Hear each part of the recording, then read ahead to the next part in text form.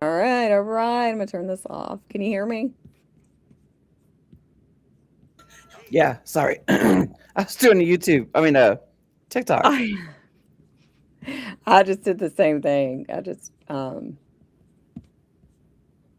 I'm just so um cuckoo today.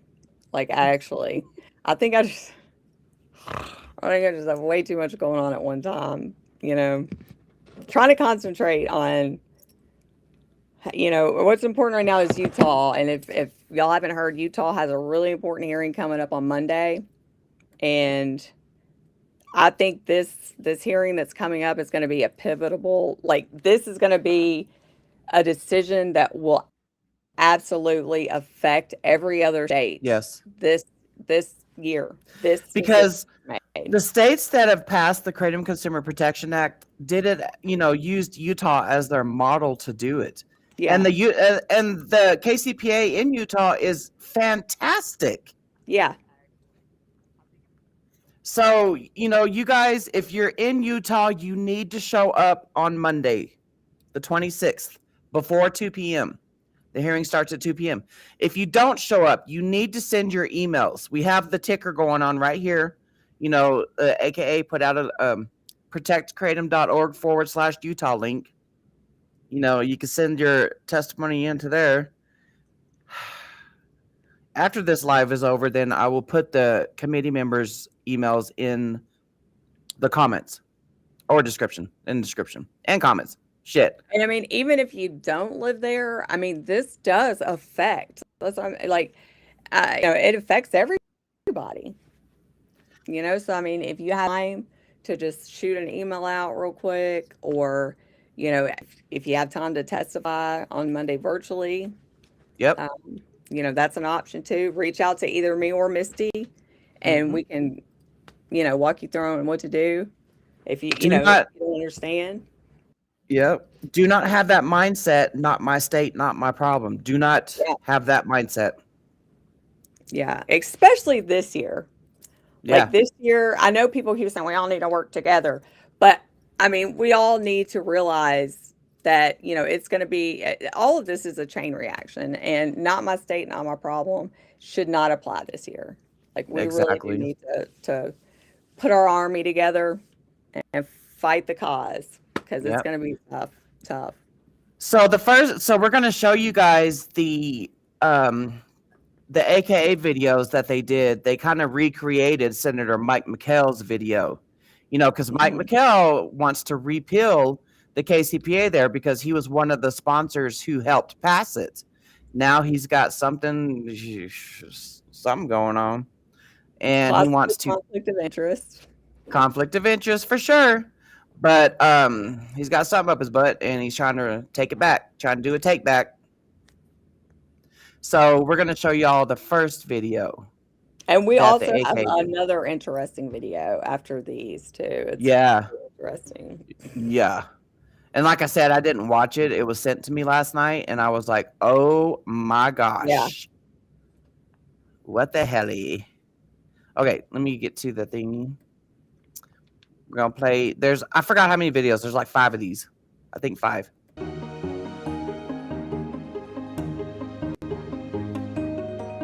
Hi, I'm Matt Salmon. I served 4 years in the Arizona State Senate and 10 years in the U.S. House of Representatives.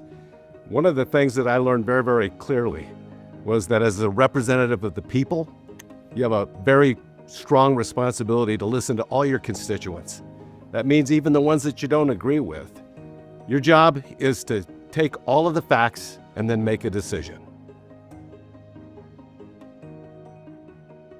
Unfortunately, State Senator Mike McHale has said that he will not discuss his proposed kratom ban legislation with the American Kratom Association. I happen to chair the American Kratom Association. I find that very, very disappointing.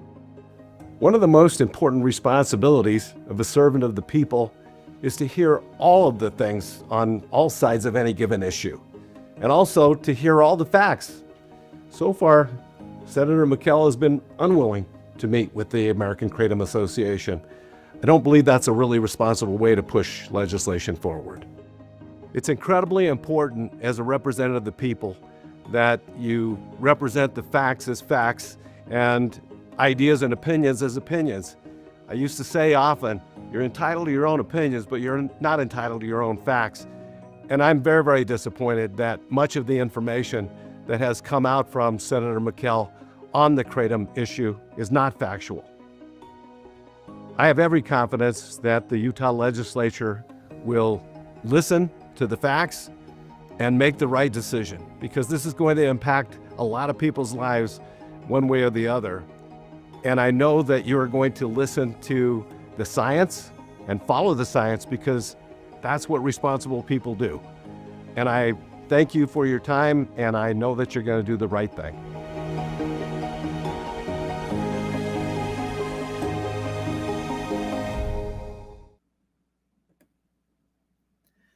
Okay. Hold on, y'all. Gotta get to the other video. Here we got Laura Romney Smith.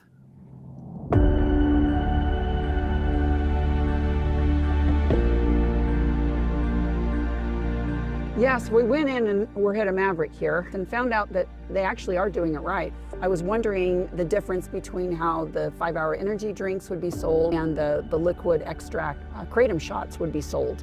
Mikkel is saying that, you know, anybody can walk in and purchase these without any problems. The 5-hour energy drinks did not have any barrier to them. They were right there at the counter. There was a display with the kratom products, and they were behind a plexiglass container to be able to purchase them, but you would actually have to have permission from the cashier to be able to grab those products and to purchase them. I'm Laura Romney, and I'm a longtime resident of Davis County, Utah. I have been using kratom for 9 years to control my facial nerve condition, trigeminal neuralgia. Kratom has given me freedom of life. It's given me the ability to function as a mom, as a grandma, as a wife, to be able to work, volunteer in the community, and even go bowling. Senator McKell wants people in Utah to believe that kratom consumers are consuming some dangerous, unknown substance that is hazardous to your health. Nothing could be further from the truth. Senator McKell purchased several products from the store shelves of Utah. Those products were tested, and all products were found to be compliant with state of Utah testing standards for kratom products. Utah's Kratom Consumer Protection Act is working. Now Senator McKell wants to criminalize kratom consumers. Consumers like me, some of the most vulnerable in society, those that have chronic pain. By passing a ban here in Utah of kratom products, he is turning me, a mom and a grandma who just wants pain control, into a criminal and a felon. Senator McKell recently told a legislative committee that a scientific human study on kratom was funded by industry. This is untrue and incorrect.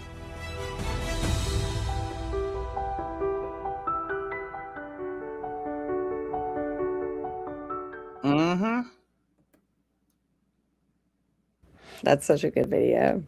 Taxes Oh my God. is feeling unlocked. What did I click on?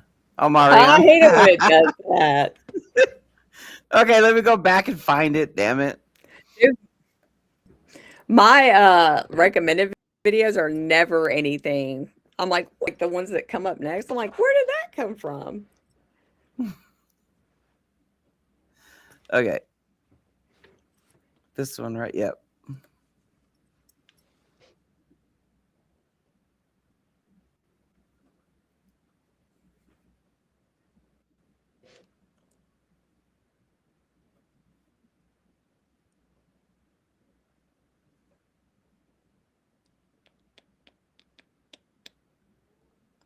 Wait a minute. Is it showing? No. Damn it. I'm over here watching it by myself.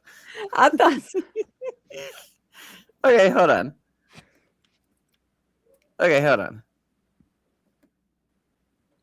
I'm just my fucking, internet is so doo-doo that I can't do it. Everybody in my house today, and I think it's just like lagging it all down. And it's like sleeting. Okay, let me go back. There Is we it go. sharing? Okay. Yeah.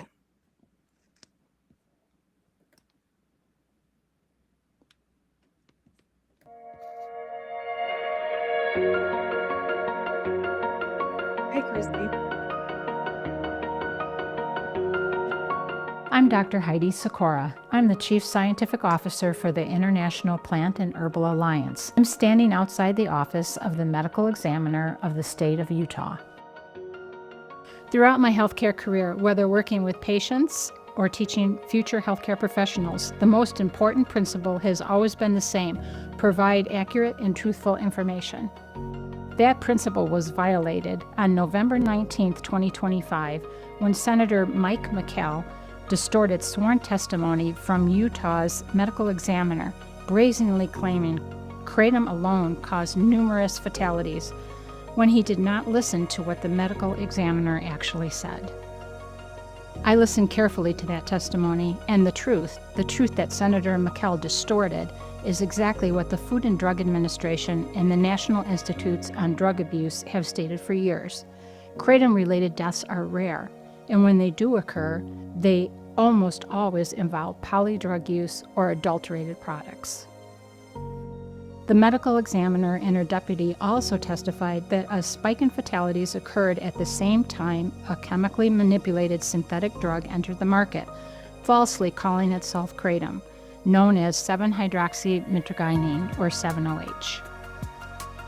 Senator McKell glossed over that critical fact, instead blamed natural kratom, fundamentally misleading the committee.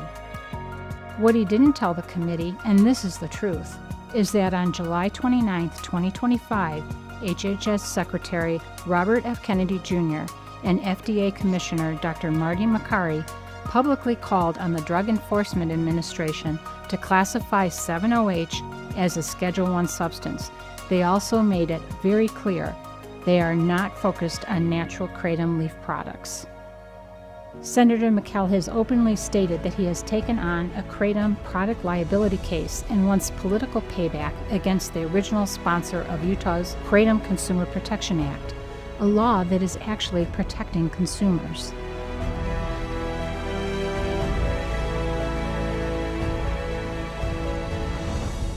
He sure did. He Yeah, I sure love did. that. So conflict of interest right there.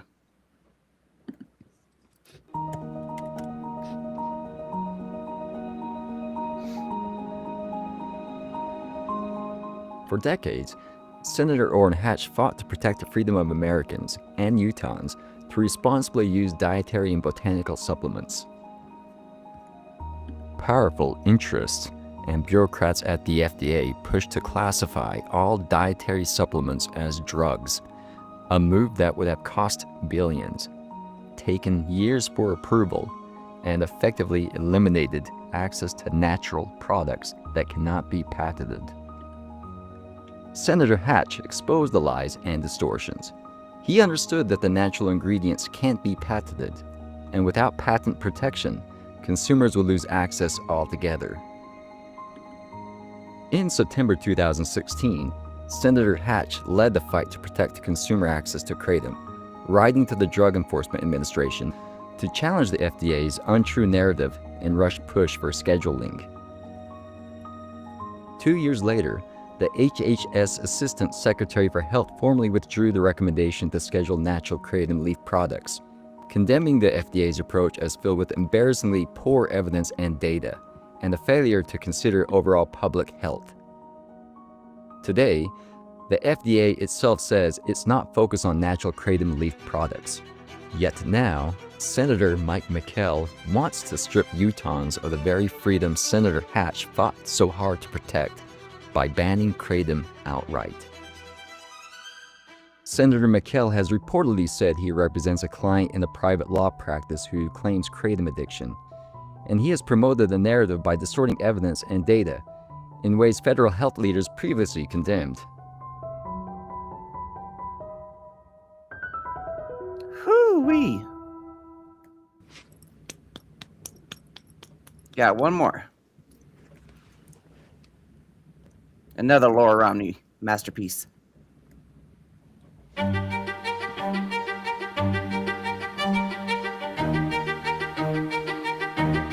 My name is Laura Romney.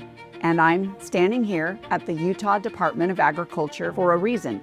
In 2019, Utah passed the Kratom Consumer Protection Act. This law allows the Department of Agriculture to regulate kratom and to help protect consumers. They did exactly that.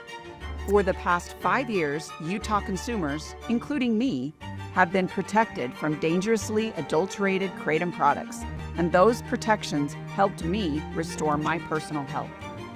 Last year, I wrote an op-ed about this publicly because the facts matter and because real people are being ignored. Senator Mike McKell has reportedly said he represents a client who claims harm from a kratom product without disclosing whether that product was adulterated. And based on that, he's launched a crusade to ban all kratom, including responsibly manufactured natural kratom leaf products. He casually dismisses me and tens of thousands of other Utahns, saying he knows some people claim kratom helps them, but then he makes one untrue statement after another to promote his anti-kratom crusade.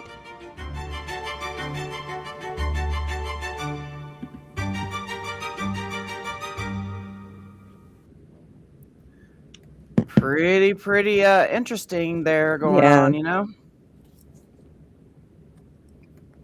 It's sad that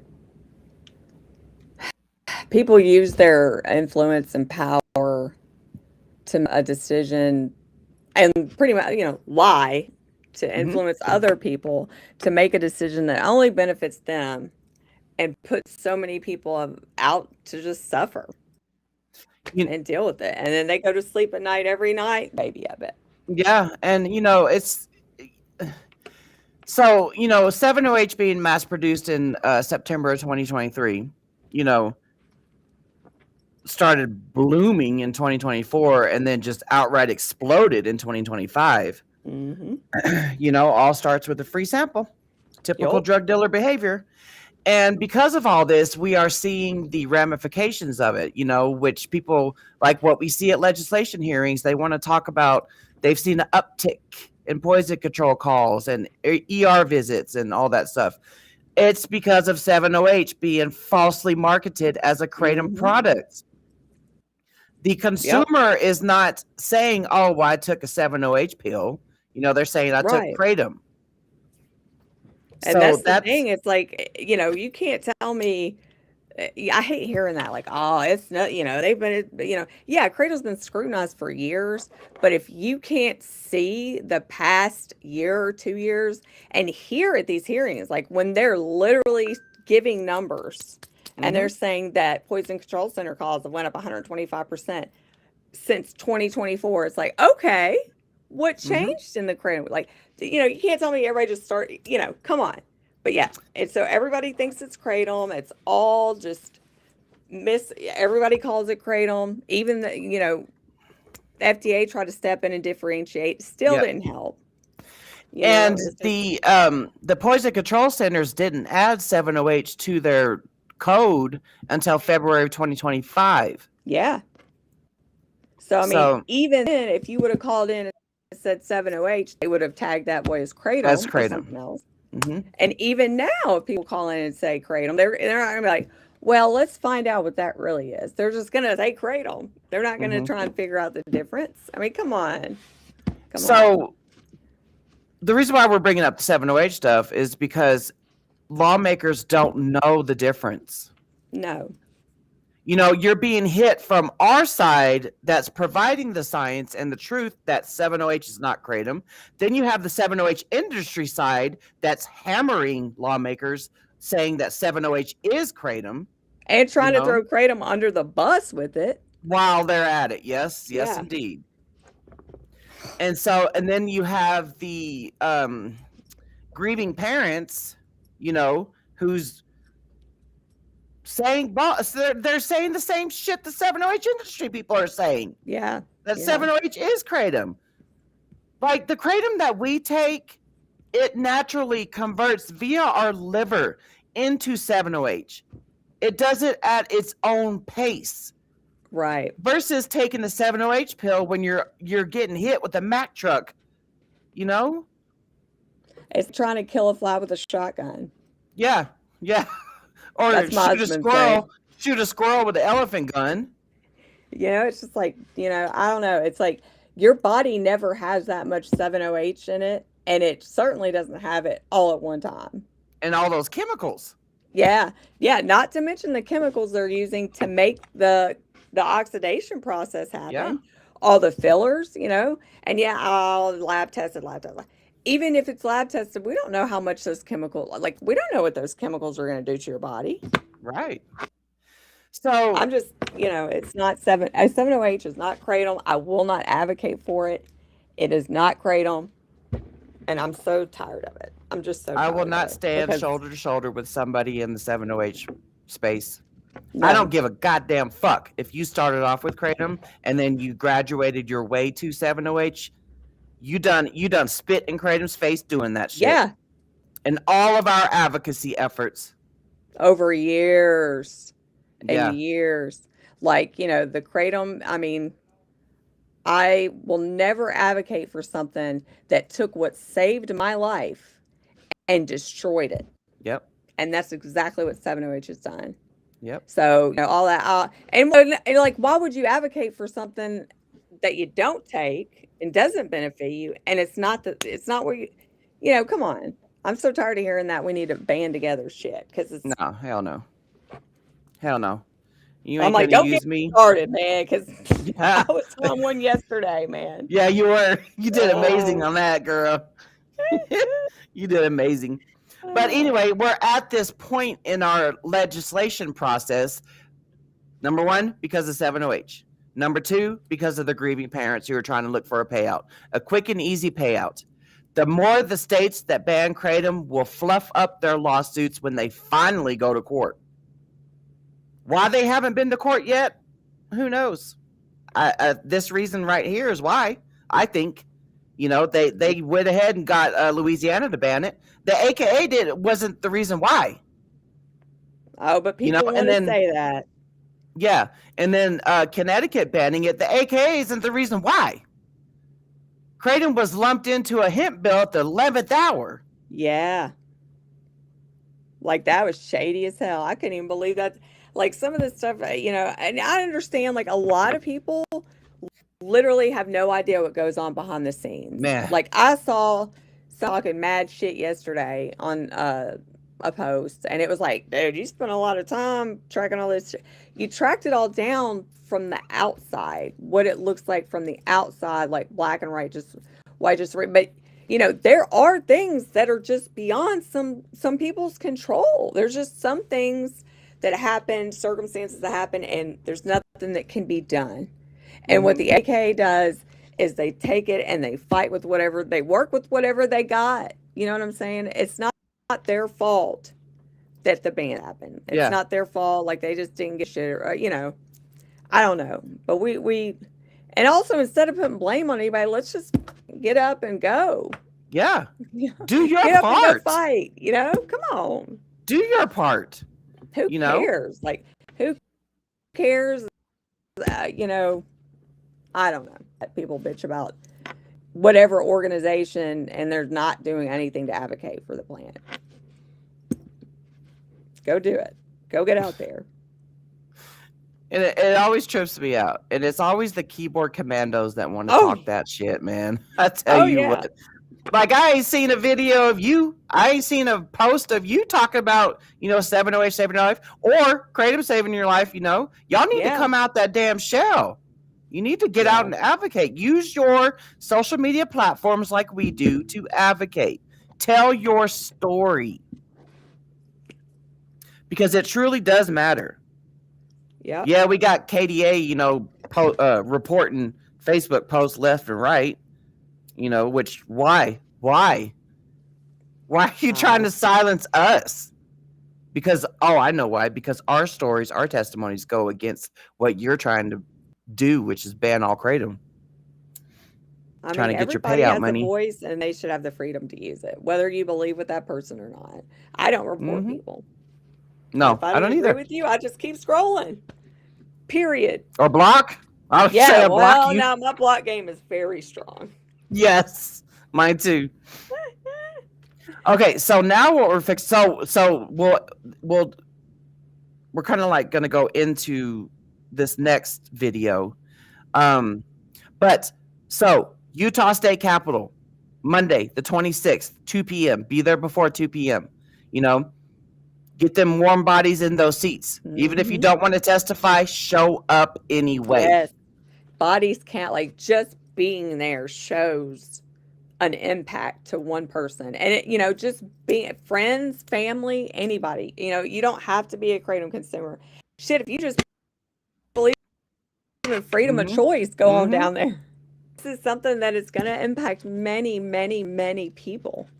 Many states, because if Utah falls for it being the first KCPA protected state, man, the dominoes are going to fall. Yeah. And then you'll be bitching about it, because then it'll finally be in your state, and then you're going to be wondering why we ain't doing nothing. Well, maybe it's because you didn't do nothing. And then you're going to be pointing the blame and da-da-da-da. Yeah. I don't even. Karma's got a weird way of working, you know? Yeah. And I mean, dude, like, sending an email doesn't take but a second. Yeah. protectkratom.org/Utah right there. You can't do nothing at all. But showing up is like, what is that, S tier? You know, my kids were like watching all these YouTube videos where they do like the tier charts. I don't know if you know what I'm talking about. But yeah, that's S tier. Showing up is like, you can't get no better than that. If you show up, showing up it's like the icing on the cake, or the cherry on top. Yeah. It's like getting a diamond in the rough. Yeah. We've seen it. We've seen it. Watching all the hearings that we watch. Complete ban attempt. Completely changed because they realize this is real people they're affecting. Yeah. Do you think how many hearings do you think that we've watched and or testified at? It's probably at 200 now. I don't even know. It probably is. What we did last week, much less how many we've done. Okay, so we got so Utah Monday 26th 2 p.m. Utah State Capitol. And if y'all have any questions, y'all can hit us up and we can answer them. Hit us up. Okay. All right, I'm doing a screen share. Okay. Do I even have the? Let me go get the video. Should I keep this ticker up? No, you can put it down during this and then take us off the camera, because this is going to be a long one. Yeah, dude, it is like, I think it's like almost 3 hours. But you know what? If you go in the description, it's got the timestamps. But And this is a crazy video. Okay. Hold on. Get me back off camera. Or I gotta share this damn screen, man. What the hell? Okay. It's so weird when that's playing in your ears and y'all can't hear I know, and nobody else can hear it. Yeah. It's like, it takes some getting used to.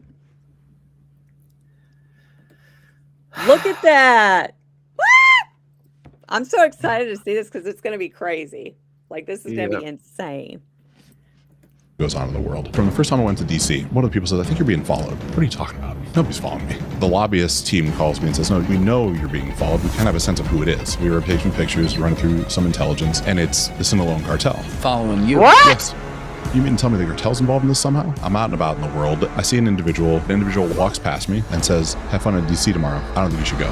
Now, no one knows I'm going to DC, but what has ended up happening is, when you have an industry that went from $0 to $9 billion in 18 months, and you have this that you're not going to overdose on, is hyper addictive, you've now built a customer for life. Anytime you have a chance to impact people's pocketbooks significantly, some people might not want that to happen. Like, I didn't sign up for all this shit, because what we built is way bigger than something that's just about kratom. The transparency. I just chose the hardest industry in the world to do it. I originally thinking it was just a cartel, just a Sinaloan cartel. Just.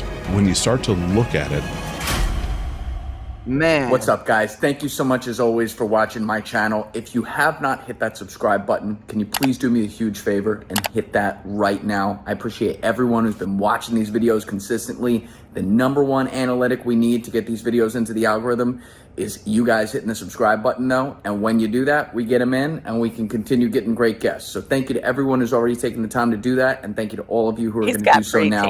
Enjoy the episode.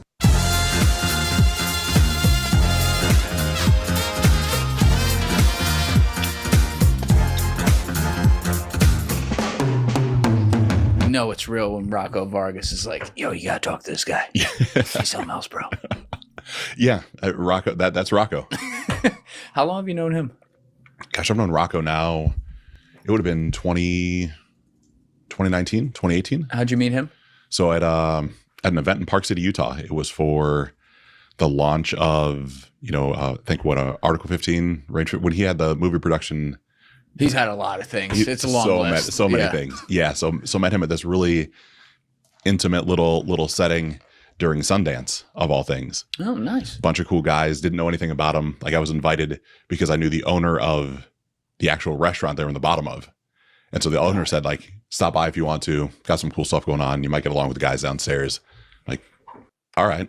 I didn't know anything about, Range 15. I didn't know anything about Black Rifle Coffee. I didn't know anything about. Oh, they were there too. Yeah, it was all of them together. I'm like, okay, they're cool guys. And then, at least the story I'll tell myself is the majority of them big leagued me because I'm a nobody, right? I didn't claim to be anybody, but Rocco didn't. Like, we just hit it off, and that's cool. We became friends and stayed in touch. And he'd done a whole bunch of things, like you said, over the past handful of years.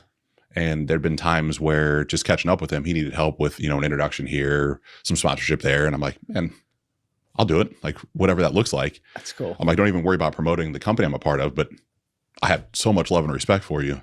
Dude, just throw some cash at it and let it roll. And so then, as he was looking to get out of some of the more in-depth stuff he was doing on the Border Patrol, I'm like, man, why don't you come inside with us? Why do you work with us for a while as a place to land? And so he came internally for, that's probably 6 or 8 months now. He's worked inside of our I four was going to walls. say this has been recent. Yeah. With him working with you. Yeah, he was telling me about this like right when it started. Like, quickly, he's like, "Yeah, this kratom shit's out of control, bro. It's nuts. You're doing all kinds of stuff to it." Yeah, he gets. You know how he is. He gets like so intense about it, and you're like, I can't tell if this is just a Tuesday for you or if this like just got real. Yeah, and it got real, but it's so funny with him because he grabs those little nuggets. Yes. And then he runs. Yeah. Oh, he moves. And too. I love it, but I'm like, hold on, you're kind of right, but you're kind of almost right and kind of not right. And I love him for it because there's so much passion because he gets it.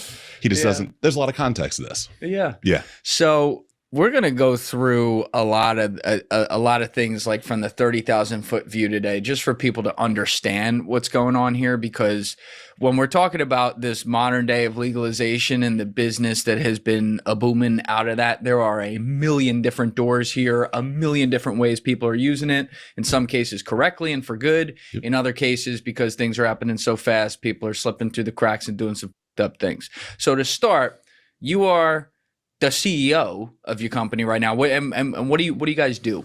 Yeah, so I'm the CEO, one of the partners in a company called Diversified Botanics. Mm-hmm. And we are a kratom manufacturer, distributor, sales channel, right? Okay. And kratom, I had no idea what kratom was, right? I'm not a founder of our business. It's been around since 2012. And it's one of those things of when I jumped in, I just got done growing and selling a CBD business, had a little podcast I started that then led to a handful of people reaching out for some advice on different aspects of life or business. And one of the founders of this business reached out to me because he was just burnt out, right? Yeah. I mean, you get it. When you're under your hustle, your grind from 2012, 2018, and you're beating your head against the wall and you like don't know what to do next. And you hear somebody that might have a little insight, commend, his name's Dalton. He just reached out and said, man, I don't know if you can help me or not, but could you help me? Man, I don't have any idea. I don't know if what I do is going to help you or not. So dove into the business a little bit from afar and end up saying, okay, I love what I call the art and science of business. I didn't necessarily love kratom. It was neutral to me. Right. But understanding what that was, they offered me the opportunity to come internal as like a fractional COO for a period of time. And probably for the first 2.5 years, Julian, maybe even 3 years, man, I didn't give a what kratom was. It's crazy. Yeah, what is kratom? So you can explain to people, obviously. Yeah. Like, what is it? So kratom is this incredibly polarizing plant. Most people, when you say kratom, they conjure up thoughts of cannabis and CBD, and it's really pretty far away from that. Kratom is a tree that grows in Indonesia and Thailand specifically, right? Southeast Asia.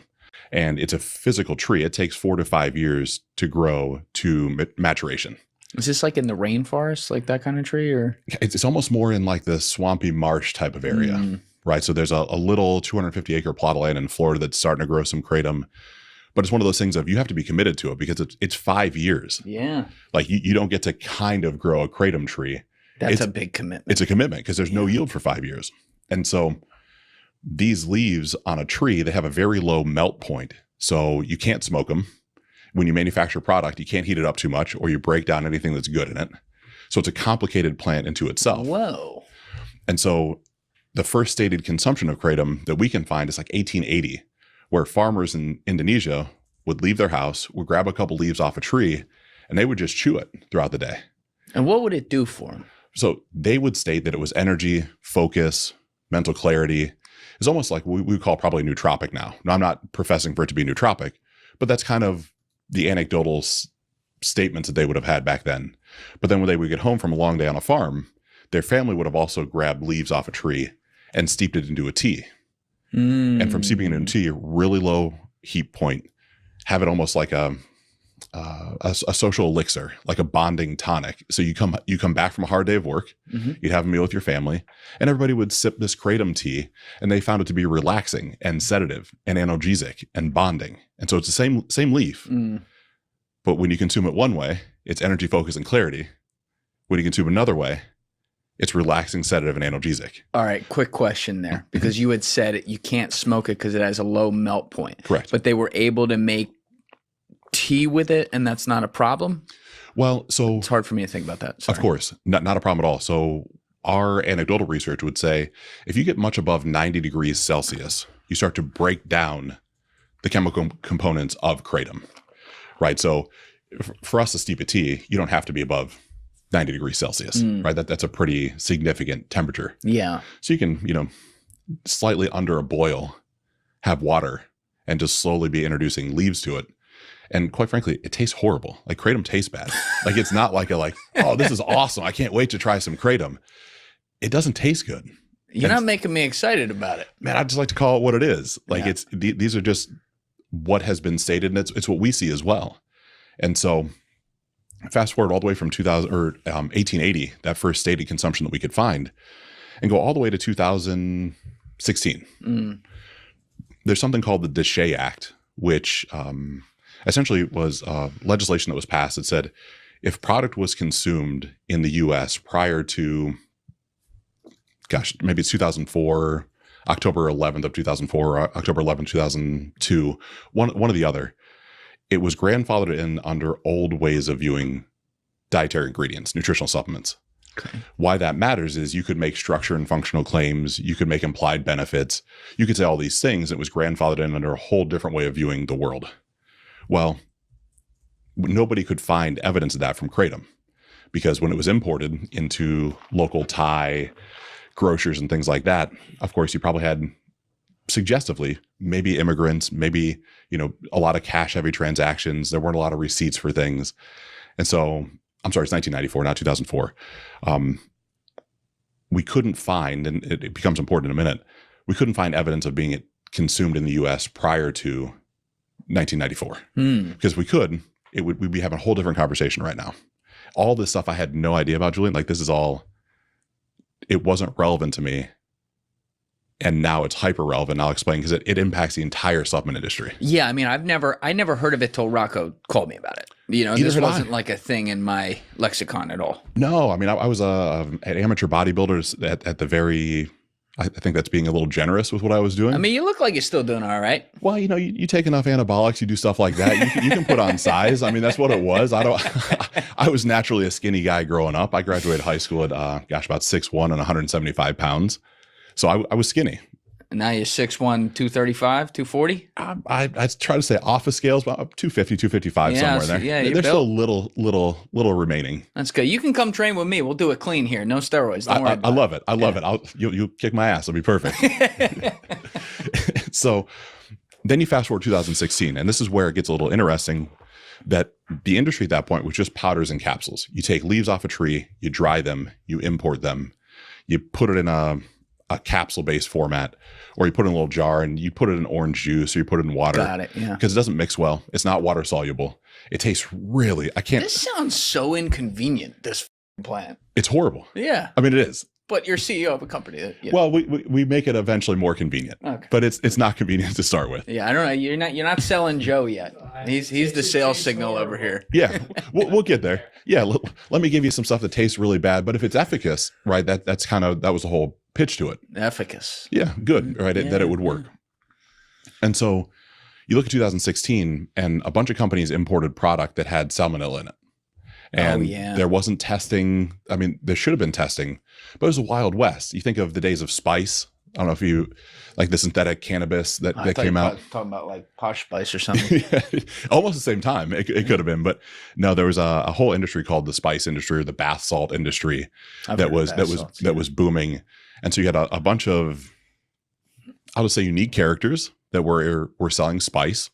The federal government said, hold on, you literally have evidence of people in Florida that are turning into cannibals, like eating people's faces off. Like you can probably find old videos of this. Oh yeah. You know what? We've talked about this on the podcast before. It's wild. Who the fuck brought this up?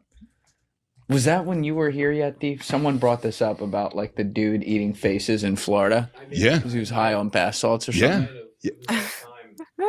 Yeah. All right. We'll see if we can find it, but please continue. Yeah, no problem. So you have unscrupulous individuals not meeting testing criteria because it's a rogue industry at that point. Yeah. It's not, I didn't know this at the time, but in the supplement industry, when you bring a supplement to market, the FDA would require you have to be able to prove it within a reasonable sense of certainty that it's air quote safe. Well, it's interesting. The FDA says there's a whole bunch of ways to prove that it's safe. One way would be in vitro studies. So little petri dishes. Did it hurt somebody? Yeah. The other is if enough people consumed it and didn't say they had a negative effect, that's also safe. No, there's a third way too. Yeah. You take the head of the FDA to dinner at a nice steakhouse. You say, we'll get there as well. And then they let that go through. We'll get that as well. But there's actually no mechanism to submit a product to go to market in the supplement side. Where that becomes interesting is think of all the influencers. You think of all the people that pop up that just are magically making product out of nowhere. Waking up with back pain isn't getting older. It's a sign your mattress stopped doing its job. GhostBed fixes that. They're a family-run brand backed by people with decades of mattress making experience and not just some marketing startup pretending to reinvent sleep. At GhostBed, they actually understand how a mattress should support your body. Most mattresses start to sag in the center, right where your hips and lower back rest, so your spine gets pulled out of alignment all night. GhostBed tackles this directly with their ProCore support layer, found in every mattress they make. It reinforces the middle of the bed, keeps your spine aligned, and helps reduce stiffness you didn't even realize was coming from your mattress. Pair that with premium foams, breathable materials, and cooling technology, and you get a bed that feels good on night 1 and year 5. And here's the part people don't expect. GhostBed mattresses cost up to 50% less than comparable brands. They keep things efficient, partner with factories across North America, and avoid the bloated markups other companies pack into their pricing. So you're paying for quality, not hype. GhostBed's also going to give you a 101 night sleep trial, a 20 to 25 year warranty, and fast free shipping. Most orders show up in 2 to 5 days, so it's one of the quickest upgrades you can make. And today, as a Julian Dory listener, you're going to get an extra 10% off GhostBed's already great prices by going to ghostbed.com/Julian, link in my description below, and using promo code Julian at checkout. Once again, use that link in my description below and use promo code Julian at checkout for an extra 10% off. Some exclusions apply. See site for details. There's actually a documentary called Bigger, Stronger, Faster that was Mark Bell, anabolic steroids, all that stuff. And they actually showed that they went to, I'll say, a Home Depot or a Lowe's. They went to the parking lot. They grabbed some Spanish-speaking individuals. They brought them into one of the guys' houses. They packed up supplements right in front of people, and they sold it online. And it's completely legal, right? There's no quality control. There's no anything. You'd be shocked at how much that's actually going on, not just inside the kratom space, but the supplement space overall. I would not be shocked about the supplement space at this point. I've just heard so many bad things. It is. It is a Wild West space. So you have the people in spice that were making money hand over fist, selling people synthetic cannabis, essentially, bath salts, eating people's faces, all types of stuff. Yeah, by the way, Miami cannibal attack, this was the context, right? This is what you're talking about? Yep. On May 26, 2012, Rudy Eugene attacked and maimed Ronaldo Popo, a homeless man on the MacArthur Causeway in Miami, Florida. During the 18-minute filmed encounter, Eugene accused Popo of stealing his Bible, Can't do that. Beat him unconscious, removed his pants, and bit off most of Popo's face above the beard, including his left eye, leaving him blind in both eyes. As a result of the incident's shocking nature and subsequent worldwide media coverage, Eugene came to be dubbed the Miami Zombie and the Causeway Cannibal. The attack ended when Eugene was fatally shot by an officer of the Miami Police Department. Although friends and families filled in details of Eugene's life, the reason for the attack remains unclear. Eugene was employed at a car wash at the time, was divorced, and had a series of petty criminal arrests from age 16, with the last in 2009. While police sources speculated that the use of a street drug like bath salts might have been a factor, experts expressed doubt since toxicology reports were only able to identify small amounts of marijuana in Eugene's system, leaving the ultimate cause of his behavior unknown. But also, like, you can get f***ed up on drugs over a long period of time if you're abusing them and your mind is mush. Yeah. Yeah. For sure. Yeah, that doesn't sound like weed caused that. That would not be weed. But again, bath salts were deemed synthetic cannabis, right? Synthetic weed. And so it doesn't shock me that there was trace elements of cannabis in the system because it wasn't cannabis. And so that really led to some of the scheduling or some of the eradicating of that industry. So you have all these individuals that were making money hand over fist selling spice that then said, okay, what do we do now? Yeah. Oh, we'll bring in kratom. Kratom will be the next thing. So they just start bringing in kratom, like by the boatload, a whole industry. Yeah. And so no testing, no things like that. That leads to the salmonella that happened. And salmonella ended up, I think, and don't hold me to this, I don't know the exact number, but let's say there were somewhere between 6 and 16 stated deaths. Yeah, we can pull it up. 2016 salmonella. Yeah, it's going to be 15, 16, somewhere in there. Yeah. And saying, okay, that then put kratom on the FDA's radar of saying, what is it? What's really going on? So the FDA at that point, Scott Gottlieb was ahead of the FDA and said, we got to ban this stuff. This has got to be a Schedule 1 because back then they would have said kratom had 46 different components. Now we know it has 52. So the science is emerging on it. What do you mean components? So they're called alkaloids, subalkaloids, or metabolites, kind of the atomic structure of what's in the kratom leaf. Okay. And so each of those 52 different components, alkaloids, subalkaloids, metabolites, they all have their own unique mechanism of action on the human body. 2 of those are partial mu opioid agonist inside your body. Oh, I know what that means. Yep, partial. Okay. So we'll get into a whole thing on this stuff. And so the FDA, just the tip. Just the tip for right now. Got to leave a little. Got to keep people, excited. Yeah, get a little heroin, not all of it. Correct. Okay. Just a little tap. So what ends up happening is the FDA sees that and says, "Shit, we got to schedule this stuff." They get the DEA riled up. They said, "This is absolutely the next heroin. We got to stop this." So 2016, I think either Q3 or early Q4 2016, the FDA and DEA said, "We're going to this is going to be a Schedule 1. Come out, the whole industry themselves." Like, oh, well, it's all gone. And because these individuals were used to the spice world, used to the bath salt world, it was just another money-making hustle to make a bunch of cash, knowing it was going to be short-term. It's a story I'll tell myself. I wasn't involved in the industry then, but it kind of maps out that way. Well, and one of the only times we can find the DEA started by saying, yep, it's going to be a Schedule 1. But by early 2017, the DEA pulled back and said, there's actually not enough evidence to show this is really an opioid. Because this is how it got on the radar in the first place, something that doesn't have to do with the actual drug itself, the salmonella. Correct. Yeah, by the way, we pulled this up just so people can get context on what you were already talking about. But this is from archive.cdc.gov. As of April 5th, 2018, a total of 132 people infected with outbreak strains of salmonella have been reported from 38 states. And since then, there's been another 45 more ill people from 19 states. But they said that, is there anything? Oh, yeah, there it is. Whole genome sequencing analysis did not identify any predicted antibiotic resistance in isolates from 60 ill people and 3 kratom samples. Testing of 8 clinical isolates using standard antibiotic susceptibility testing methods by CDC something laboratory also did not show any resistance. 73% of 78 people interviewed reported consuming kratom in pills, powder, or tea. There it is. Most people report consuming the powder form of kratom. So they're like snorting it? No, it's capsule. They drink it. Oh, okay. Yeah. It's a really like airy powder. like our production facility, there's shit in the air all the time. Like we operate in what's called an ISO 7 compliant facility with HEPA filters and all this stuff because it's really light. And so when you grind it up into the capsule based form or the powder based form, I guess someone maybe could snort it, but I don't know how. Like I've never considered that mechanism of consumption, but people I'm not going to try it. People do some crazy, so they could. Yeah. So in our business at that point, the two founding partners said, well, we don't want to go to prison. We're going to destroy all of our product. So they took it up to North Salt Lake, incinerated it all, about $1 million worth of product. Wait, your guys did? Yeah. Oh yeah. Holy shit.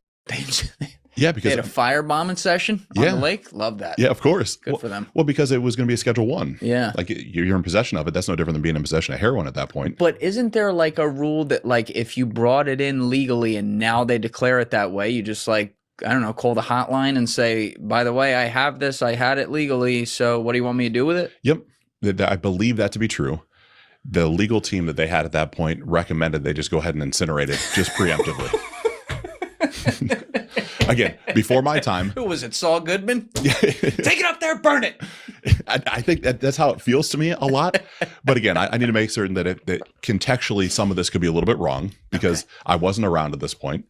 And so what ends up happening is the DA then reverses that ruling. They say there's not enough evidence to call it a Schedule 1. And so the partner's saying, holy shit, we built this business. Oh my God. We just incinerated $1 million worth of product. What do we do? That's a tough day. It is a tough day. So Sean, the second founding partner, ended up taking a double mortgage on his house. Oh my God. Borrowed, I think it's 60 or 80 grand against his house value and brought in just enough to keep the ball bouncing, like just enough. But it was just powders and capsules. So a true commodity, right? There's nothing unique to it. Because think about it, inside a cannabis world, the way I view it, you can manufacture strands, you can do some crossbreeding, you can do all types of stuff. And I'm not a cannabis guy. So if I'm wrong, I'm wrong. But because these trees take 5 years, there's no hybrids, there's no crossbreeding. Like these are trees that have been in Indonesia and Thailand for hundreds of years. Right. Now, did Sean... Your perfect domain is out there. Go to Wix and make it yours. Claim your space online. Own your name, your brand, your breakthrough. And the rest? Because obviously you have this whip-a-roll that happens where it's like, oh, we're Schedule 1 and oh, we're not doing that. It's legal again. Yep.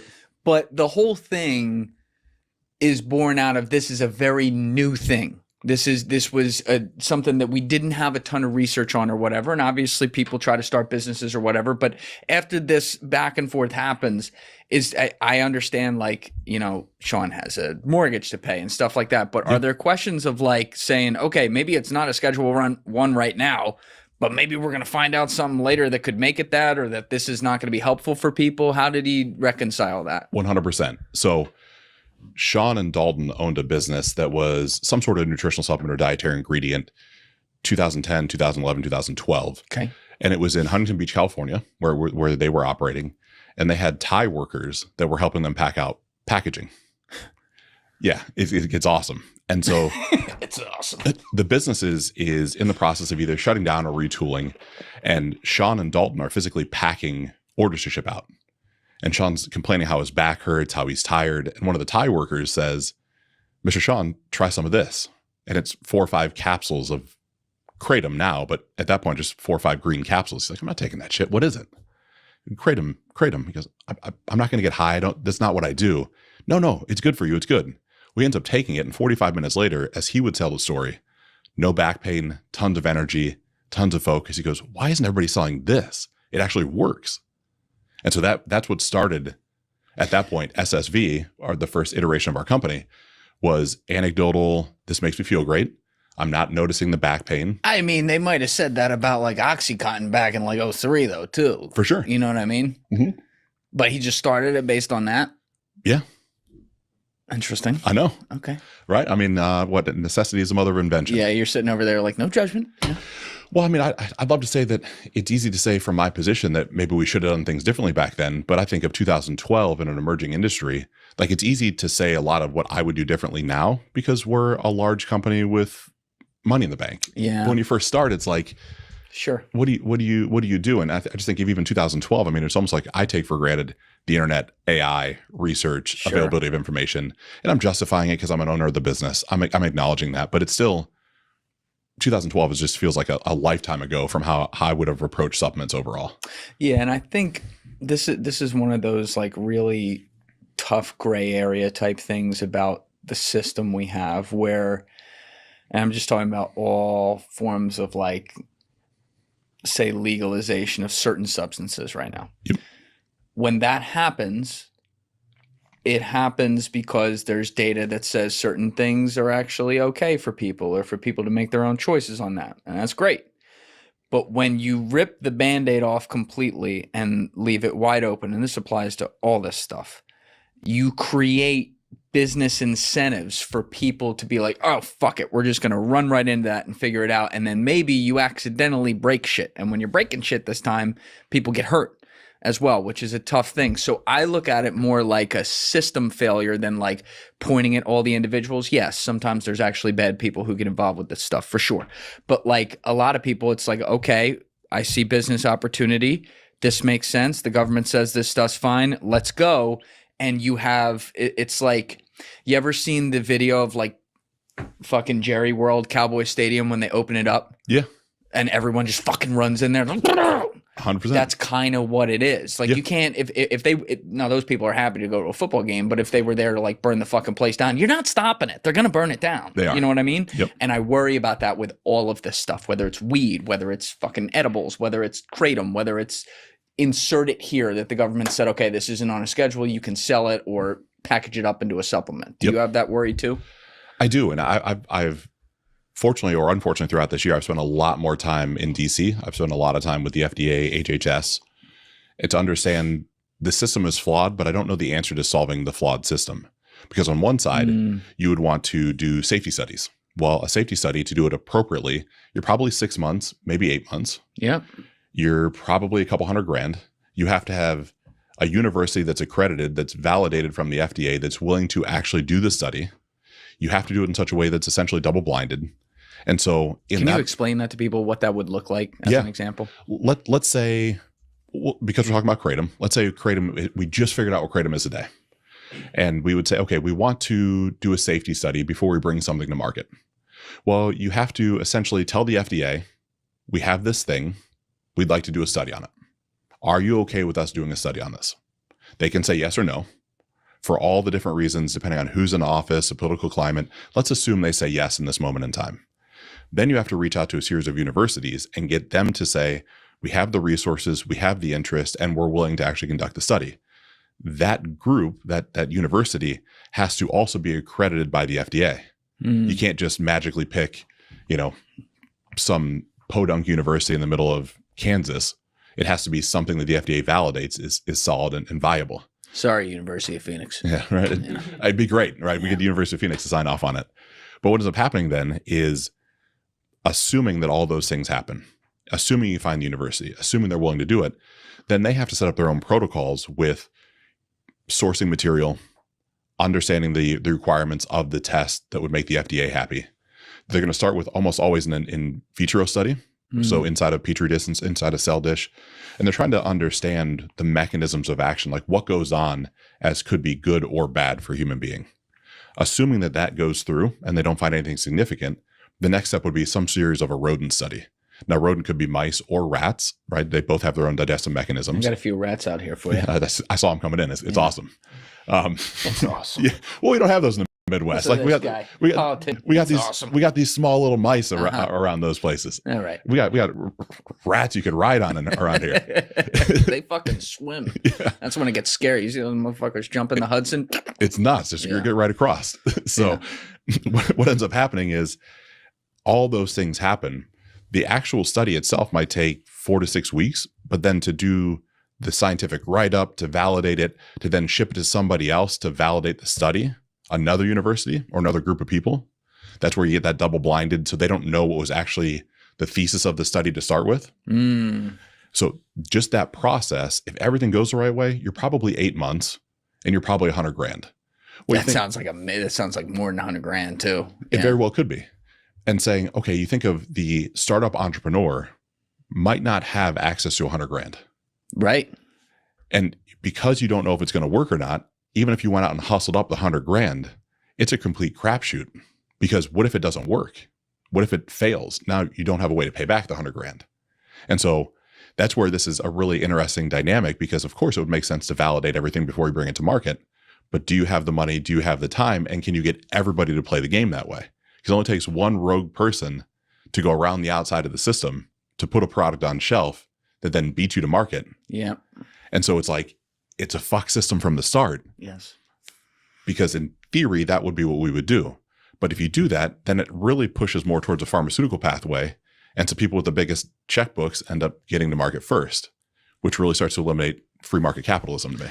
Yeah, now that's an interesting point, because that's now if we're going to look at the full supplement industry and rope that in, because you brought up that point. I'm glad you did, because it's pretty wild what goes on there.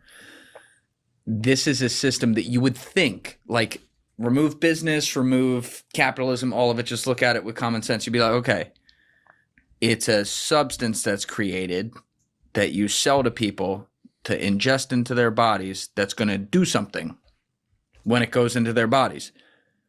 You would think there would always be regulation on someone being able to sell that. I'm not even talking about kratom or anything. I'm talking about selling fucking omega-3 fatty acids if they form a new solution of it or something. I don't even know if that's possible, but you know what I mean? Yep. Right? But there's not. It's a fucking free-for-all. It's a free-for-all with an asterisk of you're supposed to manufacture in a GMP compliant facility. What does that mean? Generally accepted manufacturing principles, essentially, that there's a sense of quality, right? You should be manufacturing in a quality environment that's clean, that has documented protocols, but that's a should. So the Home Depot guys weren't doing that. They weren't doing that, Yeah. unfortunately. Yeah. Right. But even saying that, then you take another step and say, well, how do you enforce that? Like the government then would have to have the funding to enforce product on shelf all the different ways, and then you get to government overreach. Then you get, like, that's where sitting back and wanting to figure out the solution, not because of kratom. I mean, in some aspects, who cares about that? This is a much more It's wide. It's a systemic issue. Yep. But there's not the clear, concise answer to me, right? Because it would be like, sure, we should be able to do X, Y, Z. So again, we can get into it whenever, but I think using large language models, I think having a series of, quantum compute, I think using the blockchain starts to become very, very relevant for this. Whoa. Because now all of a sudden you take what could take 8 months and hundreds of thousands of dollars, and you could do it in 6 or 8 days and have a good sense of confidence. Then you do a chain of custody using the blockchain to verify where every source material comes from. All right, back up a second, because you just said we're going to use AI, quantum, and blockchain to solve the supplement process. So like I'm a 5th grader. Yeah. How would this look? So how I'm going to guess this rules out my friends Juan and Carlos in the Home Depot parking lot. Juan and Carlos, I might be able to hustle up some AI. Listen, I'm rooting for you. Yeah, I want them to win too. So when I look at that, I'm operating on the premise right now that kind of all information in the world is available, right? It's there. What happens is what we're studying in the US, we don't know what they're studying in Russia. We don't know what they're studying in Germany. There's language barriers. They're not a centralized reporting platform. You don't really know what's going on. Right. And some of that's because we all want the competitive advantage to go to market. But you take things that are published white papers that are validated studies on any material component. What would that mean? The omega-3. Well, for all we know, there's this one substrate of omega-3 that comes out of, northern Alaska, that the cod there have a slightly different biology to them. And so that put into a model, AI, would be able to at least pour through it and say, oh, this, and this, right? 3 different parts of the industry that nobody knows connect. AI could then help connect. Oh. So now you're now you're taking the study that had N of 3. Yes. Right. 3 subjects in northern Alaska. You're also seeing that in Southeast Asia, there were 4,000 studies, but we don't know about it because different language, different reporting system. To me, when you start looking at quantum compute, it's just the ability to condense the data down in a much more expedient manner. If you were able to do that, you could come up with a reasonable sense of certainty on safety versus potential for harm. Wouldn't that automatically take away some level of competition, though, and here's what I mean by that. If AI solved, let's stay with the omega-3 example. If AI solved for the optimal omega-3, the fucking cod in Alaska, you know, the worms in Georgia, and Georgia, whatever, you know, these 3 things that you put in there. Now, if someone's like trying to reinvent the wheel, they can't beat that. Correct. So if they come out with a new supplement and say, yeah, but we threw in, you know, the sand in California, they're going to be like, Malaka, the AI doesn't want that. Yep. Like it already said, we have something better. So you would essentially be creating a monopoly for whichever person hit refresh fast enough on the AI to know that that was the answer it just came up with. And now we're going to make the business as fast as we can. Yes, in some capacity. Okay. But I also think in a truly efficient market, Yeah. we're going to get there no matter what over long enough horizon. I think you might be right. Any commodity-based product, Yeah. we're going to lose unique value propositions. It's going to come down to who offers the best customer support, who offers the best customer experience. Right? At some point, we as consumers, I think, deserve that. And there's this whole other thing that we walk into, no shade on Whole Foods. We walk into Whole Foods, and because it's Whole Foods, we have this, at least I do, oh, it's on Whole Food shelf. It's safe. It's efficacious.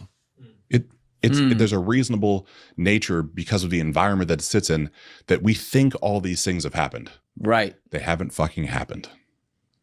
If you have the right insurance and you have the right GMP classification, you check the boxes for Amazon. You check the boxes for Whole Foods. You can put that product on shelf and it's never been fucking tested.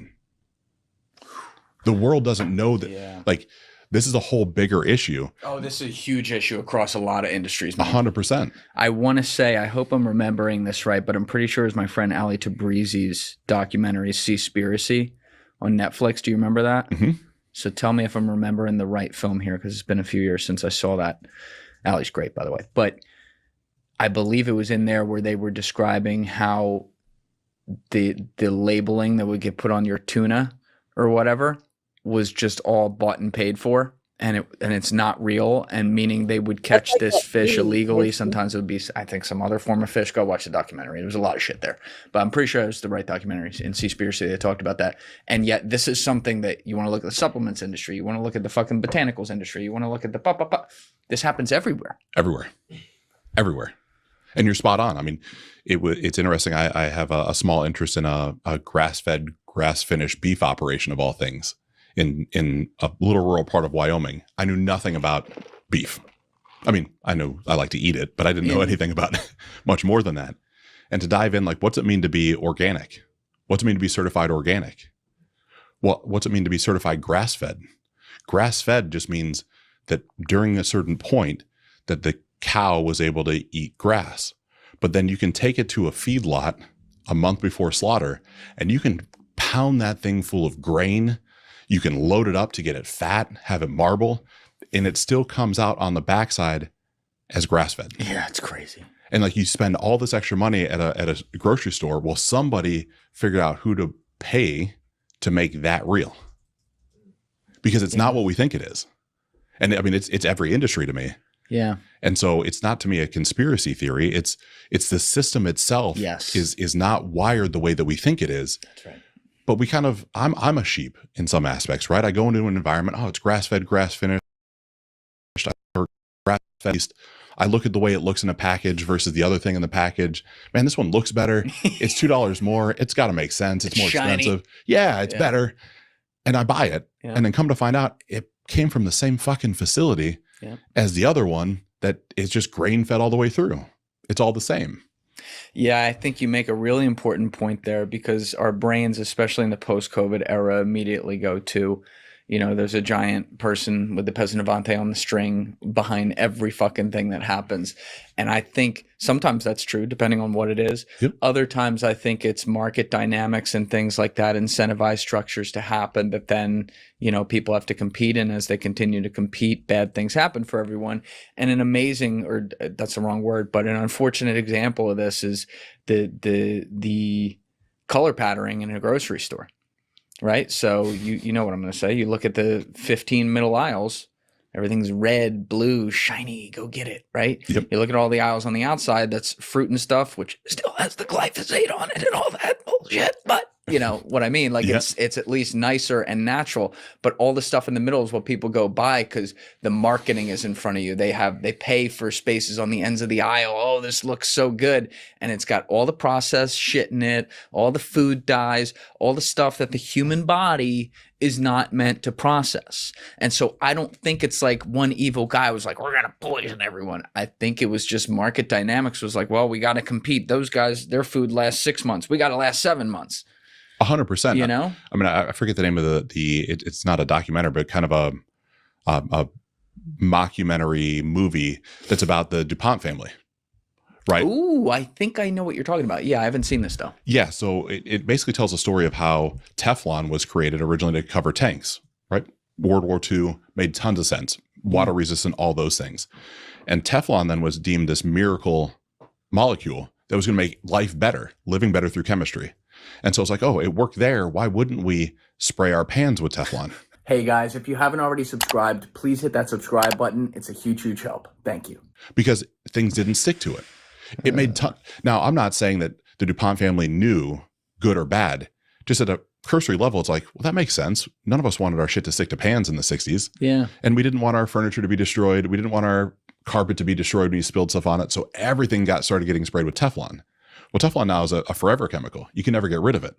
And so you see after a period of time, this television show or this movie gets into starting to have a conversation around, birth defects, all these things that were happening in West Virginia, Indiana, Kentucky, Southern Ohio, about then the DuPont family became complicit because they knew it and they tried to suppress it. But I don't think when they created something, you just like we're saying about Kratom, you do something, you see it, you run it through whatever test you're running through, like, oh, this is good. This is good shit. Yeah. This makes a lot of sense. And then you launch it and then you fast forward 20 years and like, oh shit, that genie's out of the bottle now. Well, what do we do? A whole industry is built around this. And so I think that happens in a lot of spaces that I don't think that there's this magical, nefarious source that's wanting to kill half the population all the time. There could be, but something like Teflon, it made sense to me. Yeah, it doesn't have to be with everything is the point. Yeah. It can be some of it is just the market dynamics. Like I said, I don't know which is which or where there really is that or something, but you could find in everything we've repeatedly as a society, and I'll focus on America more than anything right now because I think other places are doing a better job with some of these things we're talking about. It's like we've kicked the can down the road, like, someone else will deal with that problem, right? And then it just keeps spiraling and spiraling, and then it's so big that it's like, wait a minute, now everyone's getting aware of it. But I do, when you're in college and stuff, you don't think about any of this stuff. If there's fucking food in front of you, you eat it. If there's something with liquid, everybody wins, right? Correct. But then you start to like go through life a little bit and you're like, damn, what am I eating? Why do I feel better when I have that, but not that? Yeah. And it's common sense. Like, just look, is it fresh or isn't it? And the stuff that's not, we're doing something to it. 100%. And but I think even that's indicative. You look at the work of Ray Dalio, right? Bridgewater. Yeah. And just saying in our lifetimes, everything's the first time it's ever happened. Yes. You zoom out enough, it's 80-year cycles, 100-year cycles. This shit just repeats itself over and over again with a different lens on top of it. Yes. But we're so myopic in our vantage point because we're going to live to 80, 85. Brian Johnson, maybe we live to 200. Who the hell knows how long we live? He's looking good, man. He's going backwards. Some psilocybin in the past couple of weeks. He's looking young. Yeah, he's got a girlfriend now. Good he for does. him, man. It's What's great. She like 20 years younger too? Yeah. Fucking living the life, bro. He's winning right now. I'm happy for him. Absolutely. But in saying all those things, it's like we don't slow down enough to consider it, but there's almost always going to be someone that's not going to slow down. Yes. And that's where it gets challenging to me. It's, again, from where I view our industry, bringing back to Kratom, it's really easy right now to say, oh, you dumb fuck should be doing it this way. Well, because we're a successful business with a couple dollars in the bank. So I can say that at this point. Yeah. I couldn't say it 6 years ago because we didn't have the money in the bank. We didn't know what we didn't know. And so to bring it back to that part of the conversation, when you get to the backside of the FDA still pushing the scheduling, the industry pivots and says there's I'll call it a march on Capitol Hill because you have first responders, armed services that go to DC when the scheduling is supposed to happen and say, hold on a second, this is allowing us to function because it's not an opioid. It's not triggering drug tests. But from jumping out of airplanes and helicopters, I don't have back pain. So I'm not prescribed opioids. So I can still function inside the military. I'm not pissing dirty. Don't take this away. This is my livelihood. And you can see 2017, the industry shifts and starts calling this a replacement for opioids. Kratom. What you want to do is save hundreds when Liberty Mutual customizes your car insurance. That's great, but can you ask your friend to... Now it's not, and I'll get into all the reasons why it's not. Let's start there, actually. Can we do that? Yeah. Like why it's not? That's a good place to start. Yeah, absolutely. So I believe the industry adapted as it needed to in that moment in time to protect the industry. It's really challenging me, no matter what the political climate is, to shit on veterans and first responders. Yes. Like that's a protected group of people, whether you like what they stand for or not. When they march and say, this is helping us, it's really fucking tough to get everybody to say, oh, we're going to take it away from you. Yeah. And so the industry says at that point, oh, this is awesome. We found our silver bullet to stay alive. This is a replacement for opioids. Now, up until that point, I don't see any data that I can find online where someone was saying this is a replacement for opioids, because when you look at the mechanism of action, right? And I didn't know any of this stuff before getting in this industry. You have 3 different types of opioid receptors in your body. They all do different things for different reasons. You take something like an Oxycontin or Percocet. That is a 100% agonist to your mu opioid receptor. Think of a lock and key. Okay. Your mu opioid receptor is the lock. Oxycontin's the key. It fits in exactly. And it's like an old lock. So when it goes in, it sticks. It's not going to fall out. Yeah. That is, to me, a 100% agonistic relationship. What we found with Kratom is it is a partial mu opioid agonist. So same lock and key kind of mechanism, but imagine the lock's a little worn out and it's got a bunch of WD-40 in it. So the key slides in, but it falls right out. Slides in, falls out. Slides in, falls out. Then we start to dissect the 52 components of Kratom, those alkaloids, subalkaloids, all these fancy terms nobody cares about. 52 things inside of Kratom, and we realize out of those 52, 2 of them impact the mu opioid receptor. The rest don't really. So what does that mean? It means there is by weight, there's something called mitragynine. Some might call it mitragynine, depends on where you're from. That is 60% of the weight by volume of a kratom leaf. That's the alkaloid. That alkaloid is a incredible partial mu opioid agonist. It's easy to compare it to morphine, because morphine is kind of like the gold standard in the pharmaceutical industry for an opioid agonist. Mitragynine itself, and I could be a little off on this, I think it's a 20th as potent as morphine. So 1/20th. How do you spell mitragonous? Mitragynine. It's close. It's all the same. Man, people bastardize it. I'm probably bastardizing it. I'm going to have people commenting that you're not saying it the right way. All right. What did you say? 1/20th the potency of opium? Of morphine. Morphine. Yep.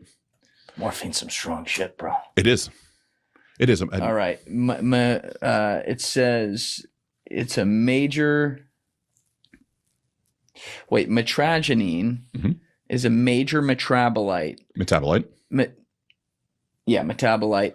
7-hydroxymitragynine 7-OH is generally considered to be significantly more potent than morphine. So this is 7-OH. That's not what you're talking about. It's not. And this is where the whole confusion happens in our industry, is this exact thing. Okay, so Google AI. Bad. Well, it's confusing as shit, because you hear mitragynine, and then there's this other thing called 7-hydroxymitragynine. Yes. Those are 2 different things. All right, before you explain that, I also want to say, because this was part of my conversation with Rocco, especially when I'm going to go to talk to someone who deals in something I know fucking nothing about, like Kratom or whatever. Some of that stuff makes me nervous because I'm like, what is this? What does it mean? What's the business behind it? Is this going to be something really bad in a few years? Yeah. But the fact that Rocco is in there working with you guys on this, who has like dedicated his life to fighting against bad substances coming into this country and things like that, was a huge bill of approval for me. And what he really liked about you guys is exactly what you're going to talk about right now, which is that, and I guess this is, I know about the 7-OH, but the lower volume thing you're talking about, you're going to explain. I don't understand that, so you're going to explain that. But like, You guys could have had a chance to make a fuck ton of money jumping in on this 7-OH thing, which obviously is very not good, versus staying with a simple, safe form that actually might make sense and help people like our veterans to make less money. And you chose that and to also fight against the 7-OH thing. Is that a fair way of putting it? Looking for tax help? Now there are TurboTax experts right in your neighborhood. They get to. It is a very fair and accurate way of putting it. All right. So now let's explain the difference and I'll let you kind of take it from there. Yeah. Yeah. So when you look at mitragynine, mitragynine, however you want to say it, whether it's a 10th as potent as morphine, a 20th as potent as morphine, it's nowhere near the same category. Okay. You could take a shitload of kratom, mitragynine, and not feel anything.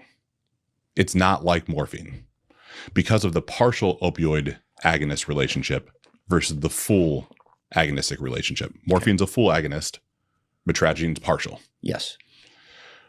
Where this gets confusing is if we test a live leaf on a tree in Indonesia and it's still living, there's almost 0% 7-hydroxymitragynine present in the leaf. Almost 0%. Less than 400 parts per million, even less than that. 7-OH is a metabolite, meaning as mitragynine gets digested, as it breaks down, whether it breaks down because of chemical oxidation from being in the air or because you ingest it, the conversion mechanism is into 7-hydroxymitragynine, 7-OH. Okay. And so what I've been advocating for is we've tested 10,000 plus kilos of biomass over the course of our business. We operate in a way that when kratom comes from Indonesia or Thailand, we require that we can see a test from over there before we agree to buy it. When it lands in our facility, it gets quarantined. We then send it out for third-party testing before it can move. We need to validate that it matches the same test. That's good. We want to make sure there's no heavy metals, that there's no salmonella, that it has ultra low 7-hydroxymitragynine in it. It should fit a very specific profile before it ever moves. And you have a mathematical range you put on that, obviously. We do. And the mathematical range is just the proven standards for what kratom is in a naturally occurring plant. Assuming that that comes back and it's validated, that the third party test, it's not us gassing up a test saying, oh, it's good. We send it out to a third party. They say, yep, it's in the range. Here's all the certificates of analysis. Then we say, okay, we now can decide what we want to do with that. And it goes into, I'll laughingly call it general population. Mm-hmm. So where this starts to become interesting is in 2023, our business had grown to the point that we were looking for additional manufacturing capacity. We just outkicked our coverage. We were making, the market was requiring more product than we were able to make inside of our four walls. Great problem to have. Yeah. We started scouring the country for a manufacturing facility that would meet our standards and help us progress the science forward. We get introduced to a group out of just outside of Chicago, kind of a really strange place for this to be. I was going to say, a lot of drugs flowing into Chicago. Lots of drugs. Yeah. But this individual ended up having a research facility that had whatever level 1 classification to test psilocybin. And he had angelfish models that he was able to give psilocybin to and see through AI if they were impacted by psilocybin. Really crazy stuff. Angelfish models? Mm-hmm. So physical angelfish. Yeah. And so what he had figured out is... Oh, they're mushrooming up the fucking fish? Yeah. They must be tripping in there. They were, but they really sideways and shit. Big time. Zigzagging. But that was the whole thing of the AI inference, because he would have cameras set up and he knew based off their swim patterns what was going on inside of them. And so as we started going down the path of kratom with this individual, this group, he started saying, hey, we can really isolate all these different alkaloids. We can pull them apart. Let's see what happens when you take the top 5. Let's see what happens when we isolate those. Independent. Awesome. Let's do it. Well, we have a reasonable sense of basis for mitragynine because it's 60%. A bunch of people have done studies on that. But then you get into 7-hydroxymitragynine, known as 7-OH. You get something called pyanthenine, all these words that don't matter. Yeah.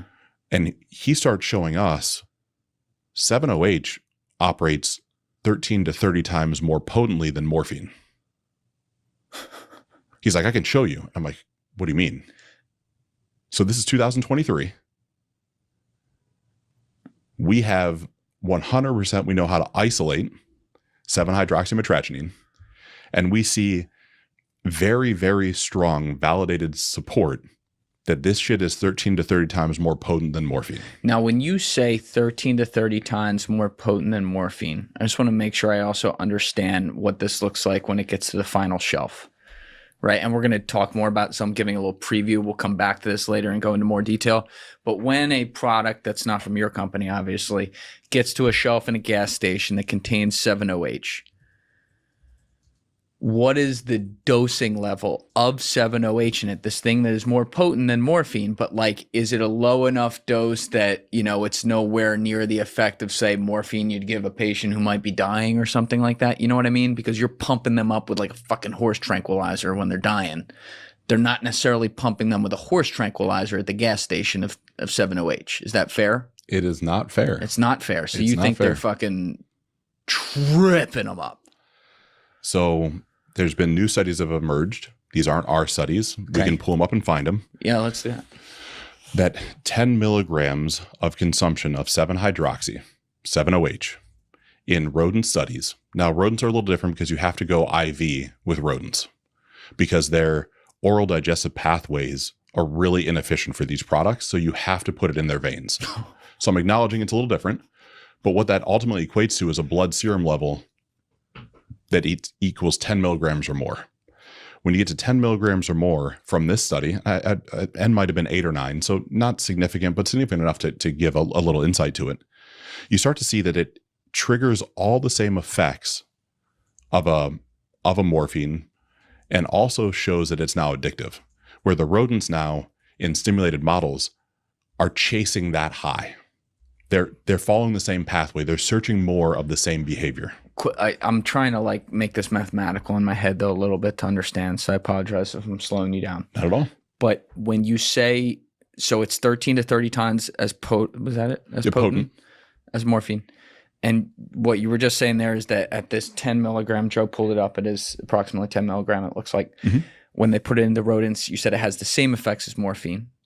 Right? Well, when you put it into rodents instead of 10 milligrams, so you have not only the analgesic effect, right, the opioid receptor effect, right, but by the nature of opioids, I think we could all kind of unilaterally agree there's a mechanism that we become addicted to them because people like the way it makes them feel. Yes. Right. That's the issue.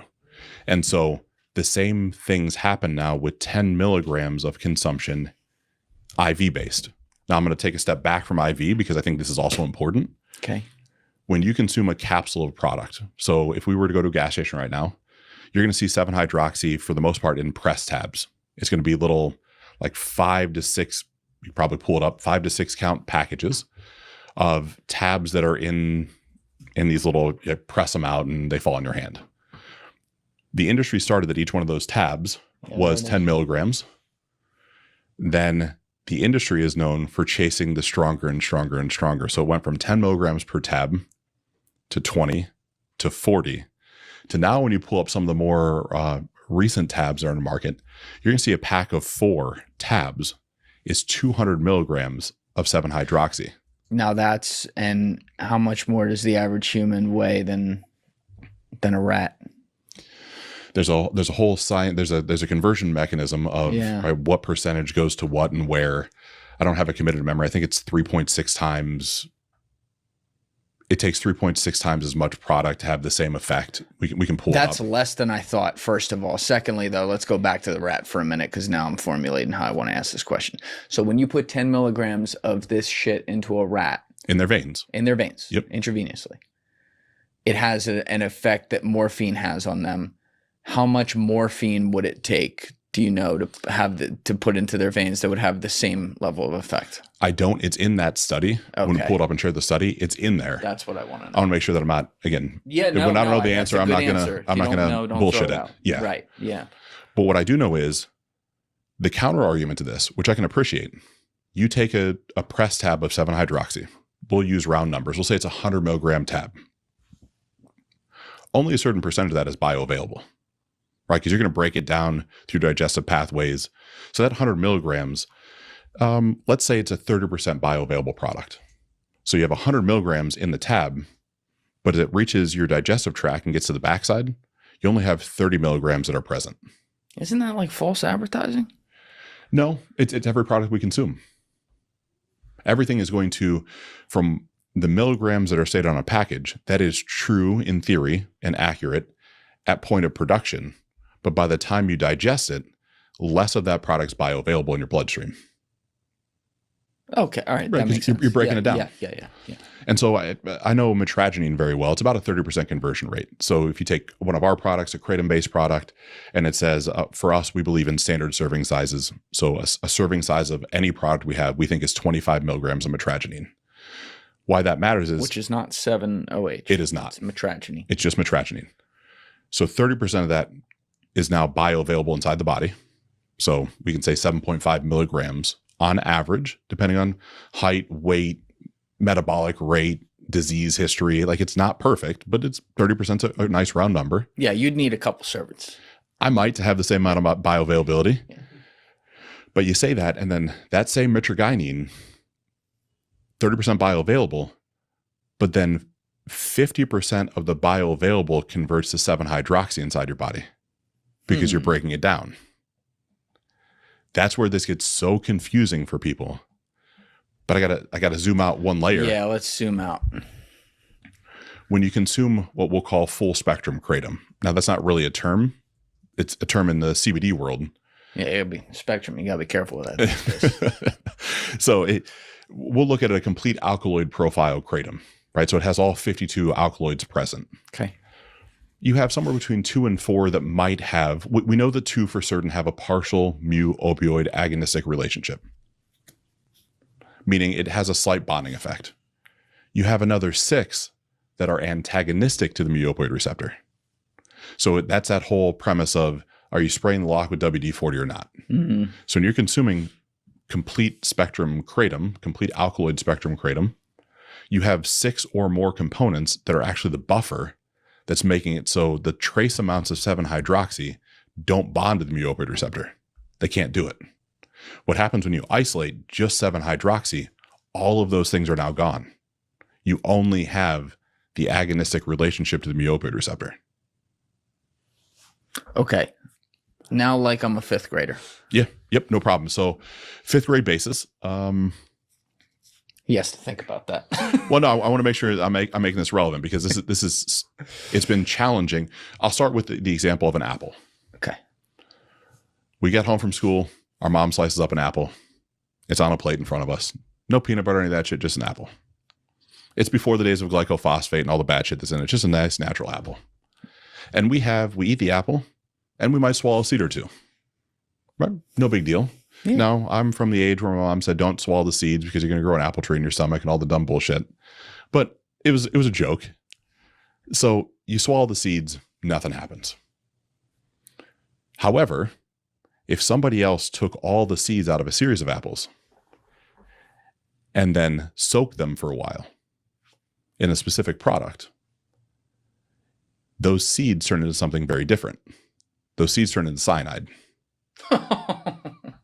And so you could take just the seeds that have been soaked and consume them, and you've now consumed cyanide. But when you have an apple, you don't think twice about if you eat a seed or 2. You're not worried about cyanide consumption. It doesn't register. That is the difference in full spectrum kratom versus 7-hydroxy. 7-hydroxy is the seed. Now, by itself, in very small quantities, 7-OH can be fine because you're having one seed. But when you're taking all the seeds and putting them together and giving people endless amounts of the seeds, you're now giving them, you're not, because it's not killing people, which is a whole nother conversation. You're not giving them the same product as kratom. And that's where there's so much confusion in the market, because you see the news reports that pop up, people are dying, there's all these things happening. I got to tell you, from someone that's been a huge proponent of 7-OH, 7-hydroxy, I don't think you can overdose on it. You don't think you can overdose on it? I do not think you can overdose on 7-hydroxy. On what basis? So the counter argument, the other side of the aisle, if you would tell you that it has a ceiling effect. What that would basically state is as you consume more and more of something, your body reaches a saturation point and you just excrete the rest of it. There's a lot of science that shows that's actually not true. There isn't a ceiling effect for 7-OH. There is a ceiling effect for kratom. What happens on the 7-OH side, the reason why people OD, the mechanism of action why people OD, is they end up experiencing respiratory suppression. They can't breathe. Right. Their heart rate slows down, their breathing slows down, and they essentially suffocate is what happens, Yes. unfortunately. Those things aren't true in the same capacity with 7-OH. There's people, we could hop on Reddit right now and go to 7-OH or 7-metragenine or there's Reddit forums, and you will see endless people saying they're taking 300, 400, 500 milligrams a day. And they're fine. And they're fine. They're not fine, but they're not dying. They're not dying. This is where I don't want to say I have it all figured out, because what I started this year was saying my whole crusade to get this stuff off of shelf came from our customer base reaching out to us saying, can you help us get off of this product? And I'm like, what are you talking about? Oh, wow. What's this product? I mean, I know what it is, but why are you calling me? Why? We don't sell this. Well, we started our kratom journey by consuming one of your products. We went to our local convenience store or gas station or smoke shop. They were out of your product. They told me that this was the next best kratom product, this. And now I can't stop taking it. What do you recommend that I do? And so I'm seeing this. I'm like, okay, is this a one-off? Is it? And so I personally start calling these people and interviewing them. I'm like, I got to understand more. And there's an individual from Indiana who tells me a story very comparable. His wife is an RN. Yeah. His wife says, you're addicted. We have to check you into outpatient rehab. You can't stop taking this. So he goes to outpatient rehab for 10 days to try to get clean. They put him on Suboxone. They recommend methadone because he can't stop consuming the product. At that point, this is March of this year. I'm like, okay, something has to change now. What did he describe as, did you talk to his wife as well? Or? I spoke to both of them. Okay.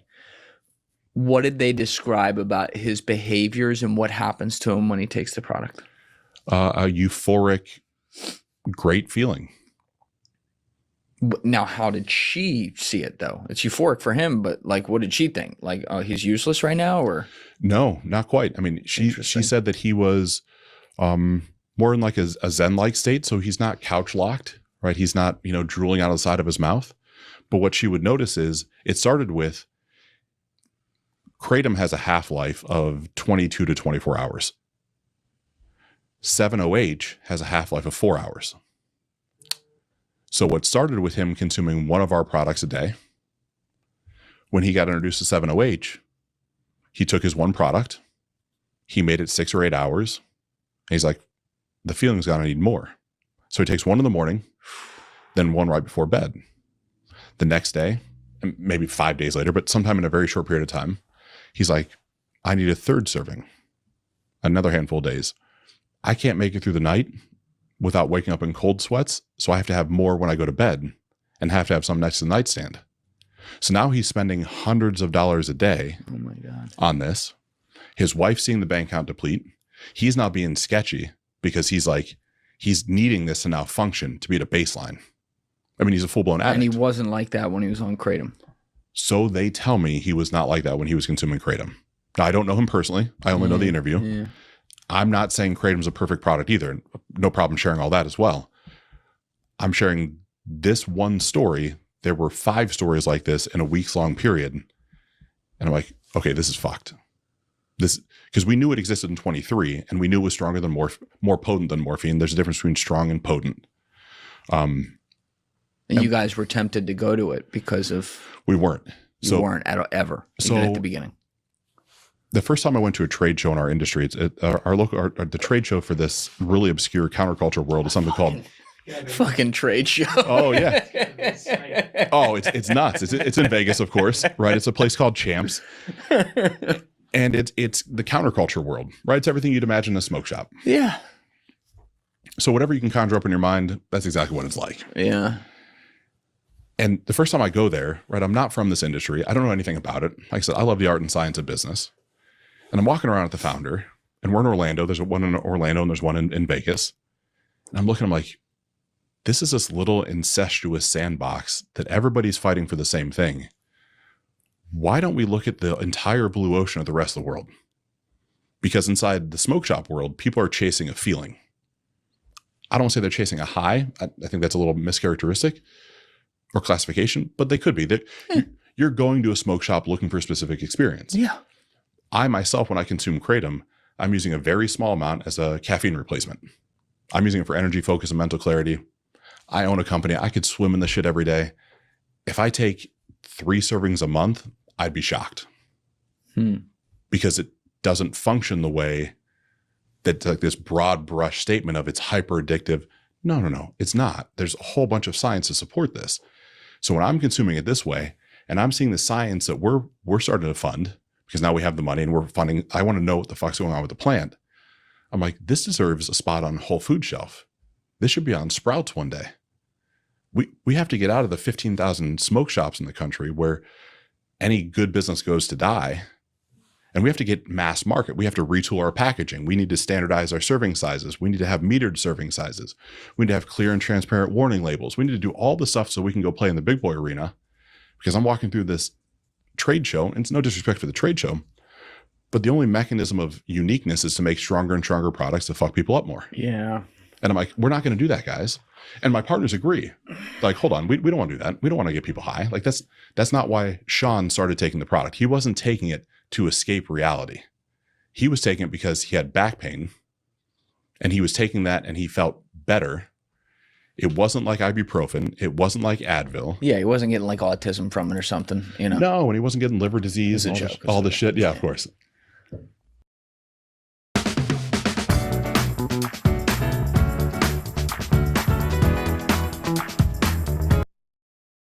And so you look at all those things, I'm like, let's stop focusing on this little sandbox and let's go focus on how we take this mass market. I know it's lofty. I know it's ambitious because you pull up Google right now and you say, what the fuck is Kratom? You see the first 4 or 5 things on Google: addictive, death, schedules. Because Kratom is still deemed a new food ingredient from the FDA. That's where the FDA puts product. They don't know how to classify it. A new food ingredient, you can't make a structure or functional claim. What does that mean? I can't tell you it's going to solve something for you. Okay. I also can't tell you there's an implied benefit from consuming it. From a business standpoint, I can't say if you take this, one of these 3 things would happen. Right. Why that matters is when you move into a supplement category, you can now start to promote that it could solve some different ailments. In order to do that, we have to get out of this dirty sandbox of people looking to get high all the time, bad classification, and we have to start approaching it through a different lens of how do we take it mass market. But you also have in that dirty sandbox the people trying to get high all the time, a lot of other companies now using 7-OH to pump up their Kratom or whatever you want to say. Yeah. You do. That you're then forced to compete with, where you're like, well, I have a safe product that I use myself sparsely when I want to. No problem. But I know if I use their product over there, that probably wouldn't be the case, and I might get addicted to it. But my business says that people are starting to buy that more than this because it's, you know, they find something that's potent and then they unfortunately get addicted. It's a very strange place to be. It is. And the choices that we have made as a business have almost bankrupted us twice in the past 18 months because we have as a business decided that no matter what would ever happen, we'd never go on that pathway. Period. Full stop. Good for you guys. Yeah. Our business has been cut in half this year over last year. That's okay. We're not for sale. Like my morals aren't for sale in this. I appreciate that a lot. Yeah. And so it's not, I started this year by saying, this is the devil's work. Like, this is horrible. We got to get it off shelf. And now I'm looking at it through a slightly different lens, not because we're going to make it, not because we're going to manufacture it. When you start to study, when I start to look at more objectively, I don't see people going and overdosing on it. Okay, so if people aren't dying from it, I do believe in free market capitalism. I do believe that as human beings, we should get to choose what we want to put in our body. Okay, so If they're not dying, then I don't really have to worry about the harm side. You have a large subset of people that... Wait, if they're not dying, you don't have to worry about the harm side? Even if they're getting crazy addicted? Well, that's where this gets interesting. Okay. I don't have to worry about the extreme side of harm reduction. Okay. It's not on shelf and it's like, gosh, if you take 400 milligrams, you could die. Right. I then start to look at how are people consuming it? There's a lot of people online that state that they don't have access to opioids, that they were prescribed at one point for whatever the reasons would be. And they found this to be a healthy replacement to an opioid. 7-OH. Mm-hmm. And I'm like, okay, that's interesting. Where's the truth in that? Because of my bullshit to start with, you're addicted. Of course you're going to say that. They start looking, it's like, that actually can make sense somewhere. Now, let's assume that that does make sense. That product still shouldn't be sold in gas stations, convenience stores, and smoke shops to me because it's still addictive. There's no question it's addictive. Meaning you think it should be something that's prescribed from a doctor?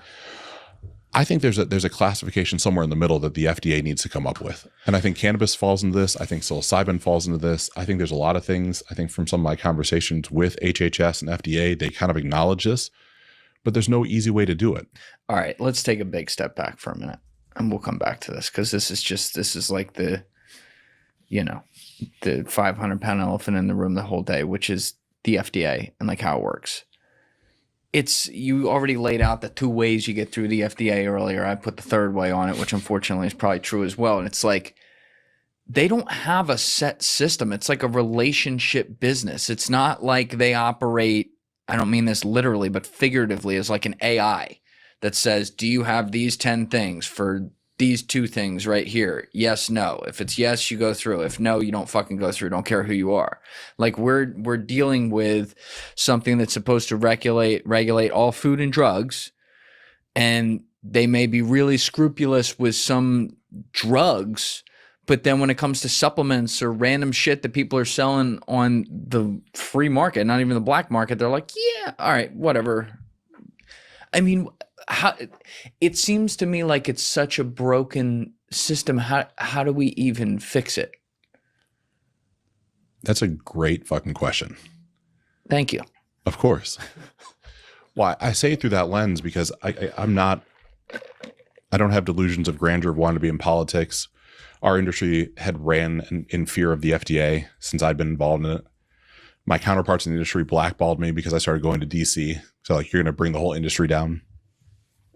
Like, we operate, I don't say above reproach, but our facility is as clean and nice. I mean, nothing to hide. We have 24/7, 365 video feeds you could pull up right now and you could show everybody else producing all the time. We don't hide fucking anything. Wait, can we pull that up? That's kind of cool. Yeah. Well, I don't have the website committed to memory. It's going to be diversifybotanics.com/maybe transparency.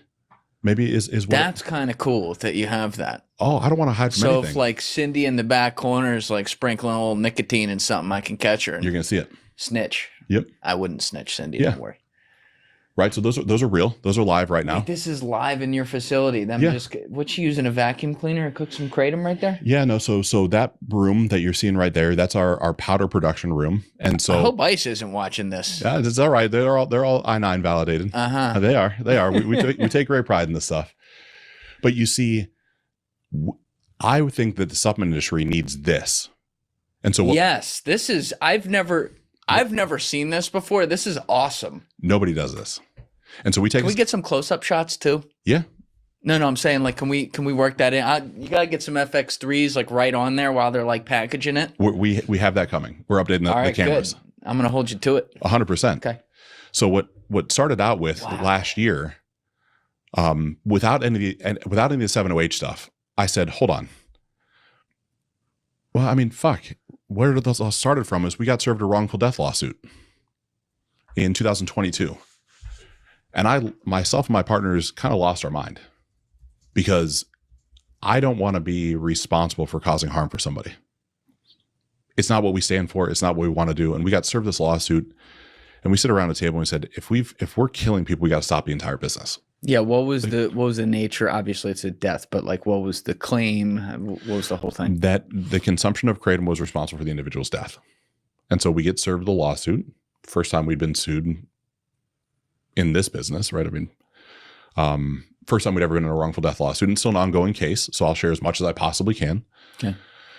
And saying, okay, we get served this, and it's saying the deceased name, whatever it was, consumed these 3 products. Your product was found in his residence, and so it's your fault. Highest level. Okay. I'm like, what? And so the first thing we do, right, we retain a lawyer, and they then pull an autopsy. And that autopsy shows somewhere around 250 nanograms per milliliter of kratom in somebody's body. And everybody's like, what the fuck does that mean? Yeah. If you consume 25 milligrams of kratom, that converts to about 53 nanograms per milliliter in your bloodstream. Okay. So this individual at the time in which he passed away had about 5 servings of kratom in his body. I'm like, that's interesting. I mean, a third of our company takes 7 or 8 servings a day, and it's very reasonable. Like that's not crazy to me.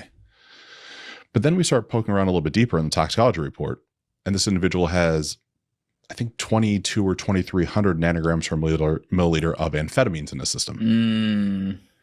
There you go. And you start to see that the cause of death is tachycardia, officially. Yep. Heart attack. And they were trying to blame this on kratom? So it still is. It's ongoing. Yeah. And saying, okay, this is interesting. That had me start looking at kratom through a different lens. What's going on when you consume kratom? Is it making other things more bioavailable? Because this individual had a history of drug abuse. He'd been in and out of rehab.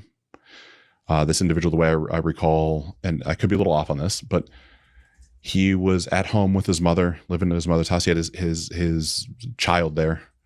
He came out of the bedroom one morning and then kind of fell over and had a heart attack in front of him. A horrible thing. I mean, that's horrible for anybody to experience. A mother and a daughter having to see that. Don't wish that upon anybody. But in seeing that, I'm like, here's an individual that had a history of various things that he battled with over the course of his life. Had went to rehab and kicked his habit, so it was said. But then he's consuming a little bit of kratom, and we're being blamed for the death. And so I started chasing the digestive pathways that we all have. So you have a series of CYP digestive enzymes, CYP. And so there's a CYP4A pathway or CYP4YA pathway. Okay. Doesn't mean anything, it's just numbers. But that pathway is what's required to digest kratom.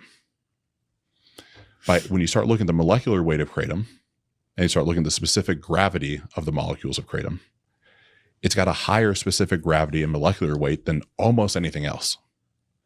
Why I think that ends up mattering is if you're consuming other products that need the same digestive enzymes, they're all being pooled to digest kratom first, and it's having everything else become more bioavailable. At the same time, I'm playing around with, could that be the case? We're in the process of manufacturing a pre-workout product. Because I'm like, oh, I'm a fitness guy. Why wouldn't we create a pre-workout? Yeah. And so we put, I think, 5 milligrams or 10 milligrams of metragine in this pre-workout. And we put arginine and citrulline and good stuff. Yeah. Just stuff for blood flow, stuff for pump. And we give out samples to our sales staff, primarily men, younger, fitness enthusiasts. And they're walking around with erections. They're walking around with bloodshot eyes.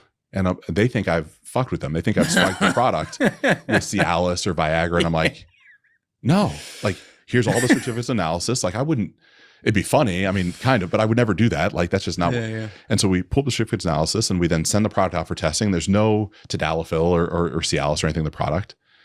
And that's happening simultaneously. I'm like, holy shit, you have kratom that by itself is probably incredibly benign. But when consumed with alcohol, when consumed with caffeine, when consumed with arginine, citrulline, there's a whole series of things that need the same digestive enzymes. Now, all of a sudden, those things are way more bioavailable in your bloodstream, and it's ramping up the effective nature of all these things. It's awesome that you're also like curious in your seat where your job is to run the business, to like go look into things and where it can go wrong. That's in an ideal world, that's what you should do. So I commend you for that. But like when you start to find out these things, because you're making one product, right? A series of products, all kratom based. Right. But I'm saying, like, just to keep it simple, like you're kratom. Yep. When you start to figure out that other things that you don't have any control over, meaning someone could buy your product and then by perfectly harmless other things that they put into their body, but when put in a cocktail of that could potentially cause a problem, like downstream effects. Is that like scary for you? Because I mean, I'm the farthest thing from a doctor, obviously, but shit can go wrong in a lot of different mathematical permutations here, no? It can. And why this starts to become important is I see these things. I'm like, okay, we have to change the way our product is packaged. We have to get this information out into the industry. We have to sit in front of our counterparts and explain what we're seeing, because there's an onus of responsibility. Now, if someone wants to take methamphetamines, that's their choice. I don't know how to defend against that's different. Those sort of things. That's different. Yes, that's abusing it. Yeah. Yeah, but I can say, okay, now there's contraindications that we need to make sure people are aware of when they're at the store that they could buy a product. Yeah, what I'm saying, let me be a little more fair and clear. If someone like goes and buys street drugs or something like that and they happen to take kratom and that causes a bigger problem, I mean, that's horrible. I'm sorry, but that's not your problem. Mm-hmm. I'm going to make one up. That's stupid.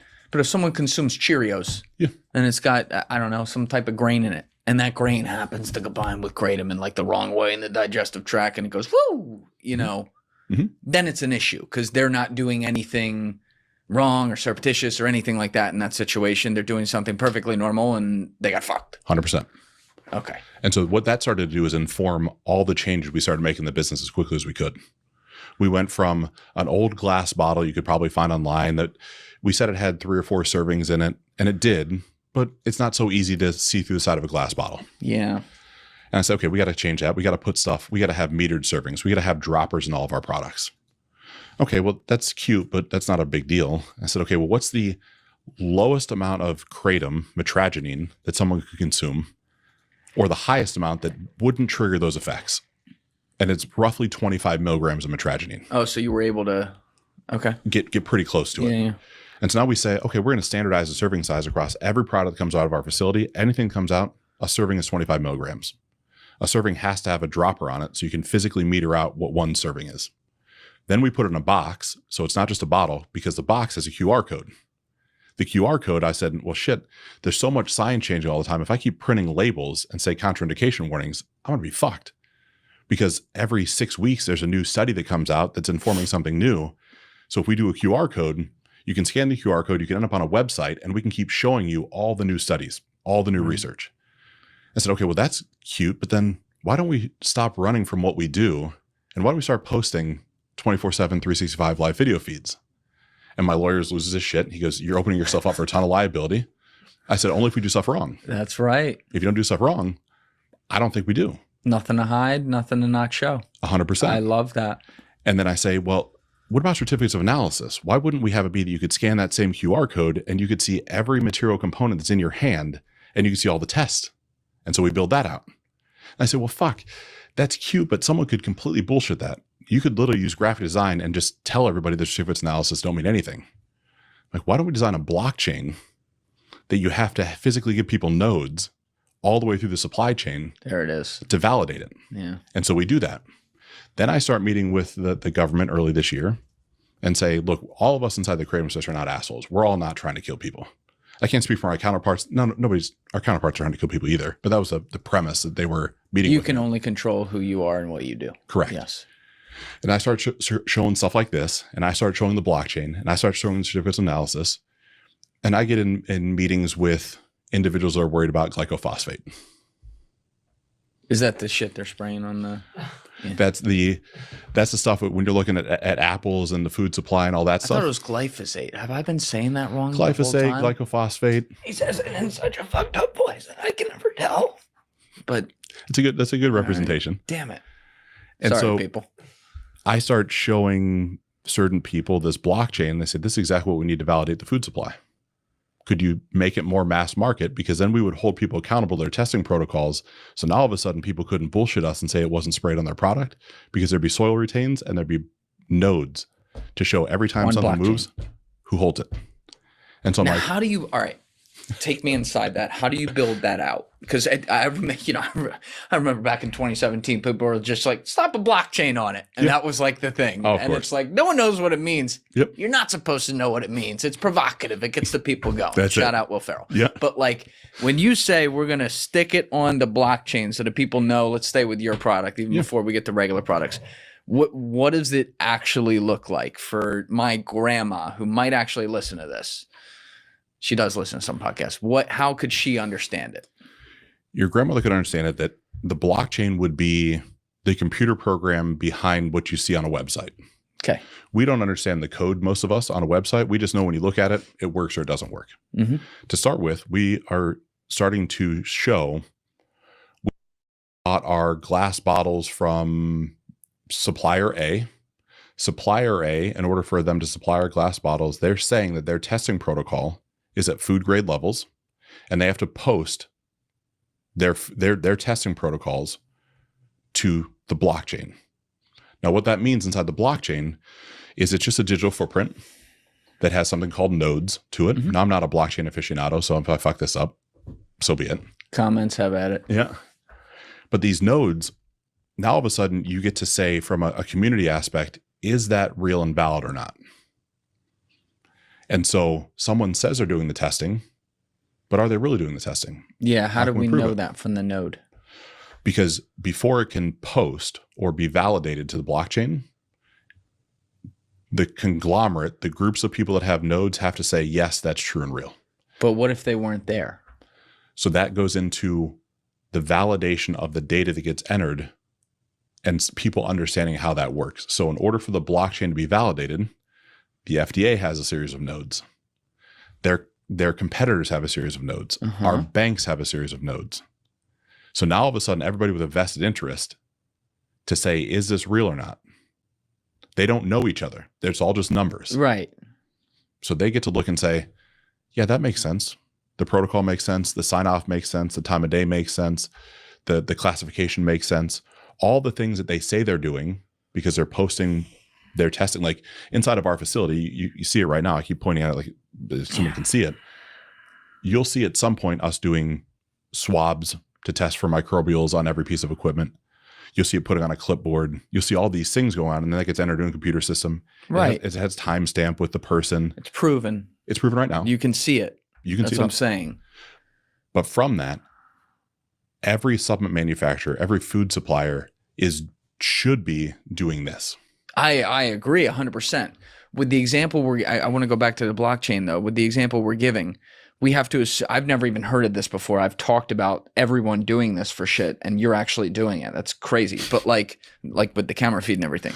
But assuming that other people aren't doing that and you have the banks, the FDA, all these different parties who have a node or nodes on the blockchain and they have to validate that this company uploaded this test right here on the glass bottles. Yeah. If they weren't there and didn't see it and they're like, well, the time looks good. What they said they did looks good. Therefore it looks good. How does that solve the problem? I'll go back to the Seaspiracy example where like they were putting the label on the tuna, whatever it was. I'm going to say it was tuna. I don't think it was, but they're putting the label on the tuna as like, it was clean and caught clean. Well, let's say that people catch tuna clean in the Mediterranean, like legally, I'm going to make something up at 12 p.m. And so it was uploaded at 12 p.m. And let's say that people catch it reporting it at this location, whatever X location is. And on the other end, I actually catch my tuna in one of the illegal locations. I catch it at 9 a.m. illegally, but I just decide to put on the upload. I caught it at 12 and I caught it here. And now people validate it. It's like, oh, it's validated because it's blockchain. But to me, it's not. I hope that's making sense for people out there. But to me, that's not validated. Very true. But that operates on the premise that you would know all the various components at the same time. What I mean by that is the sense of anonymity actually starts to create the protective mechanism. Okay. Because if you got it at 9 o'clock, you have no idea when the noon upload is because it's not always going to be the same. So all right, you lost me there. So you're saying you caught your tuna hypothetically at 9 a.m. At 9. It's supposed to be caught at 12. Mm-hmm. Unless you know for certain it's supposed to be caught at 12. When you go to post it, it's got a timestamp, it's got all the things, and someone's going to look and say, hold on, this doesn't make sense. This isn't validated. So part of this ends up being the manufacturers have to have a sense of buy into this, that this is where the industry is going. Because the first time you fuck up and you lie and you get caught, you're almost kicked off. Yeah, you're kicked off. But I'm saying it would be very easy to lie. I'm trying to keep the example very literal here. Most examples would not be this cut and dry. But if I catch fish offline, no pun intended, at 9 a.m. in an illegal place, and I look at my watch, I say, all right, Captain, in case someone's actually tracking our location data, I need you to drive to this point by 12. So I would say, I'll stop you right there. Okay.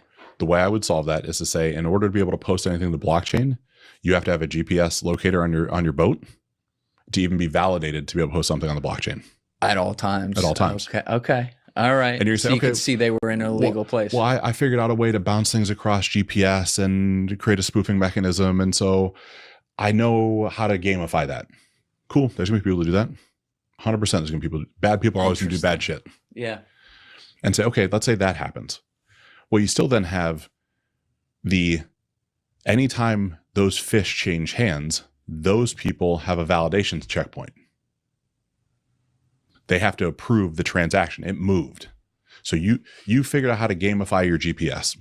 You figure out how to spoof it. You're only in the right place. You even figure out how to alter the timestamp.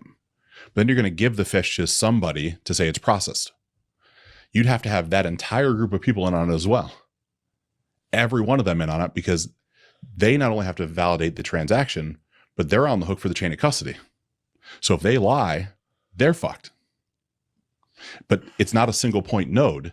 It's not just them saying, oh yeah, it's noon, click. Right.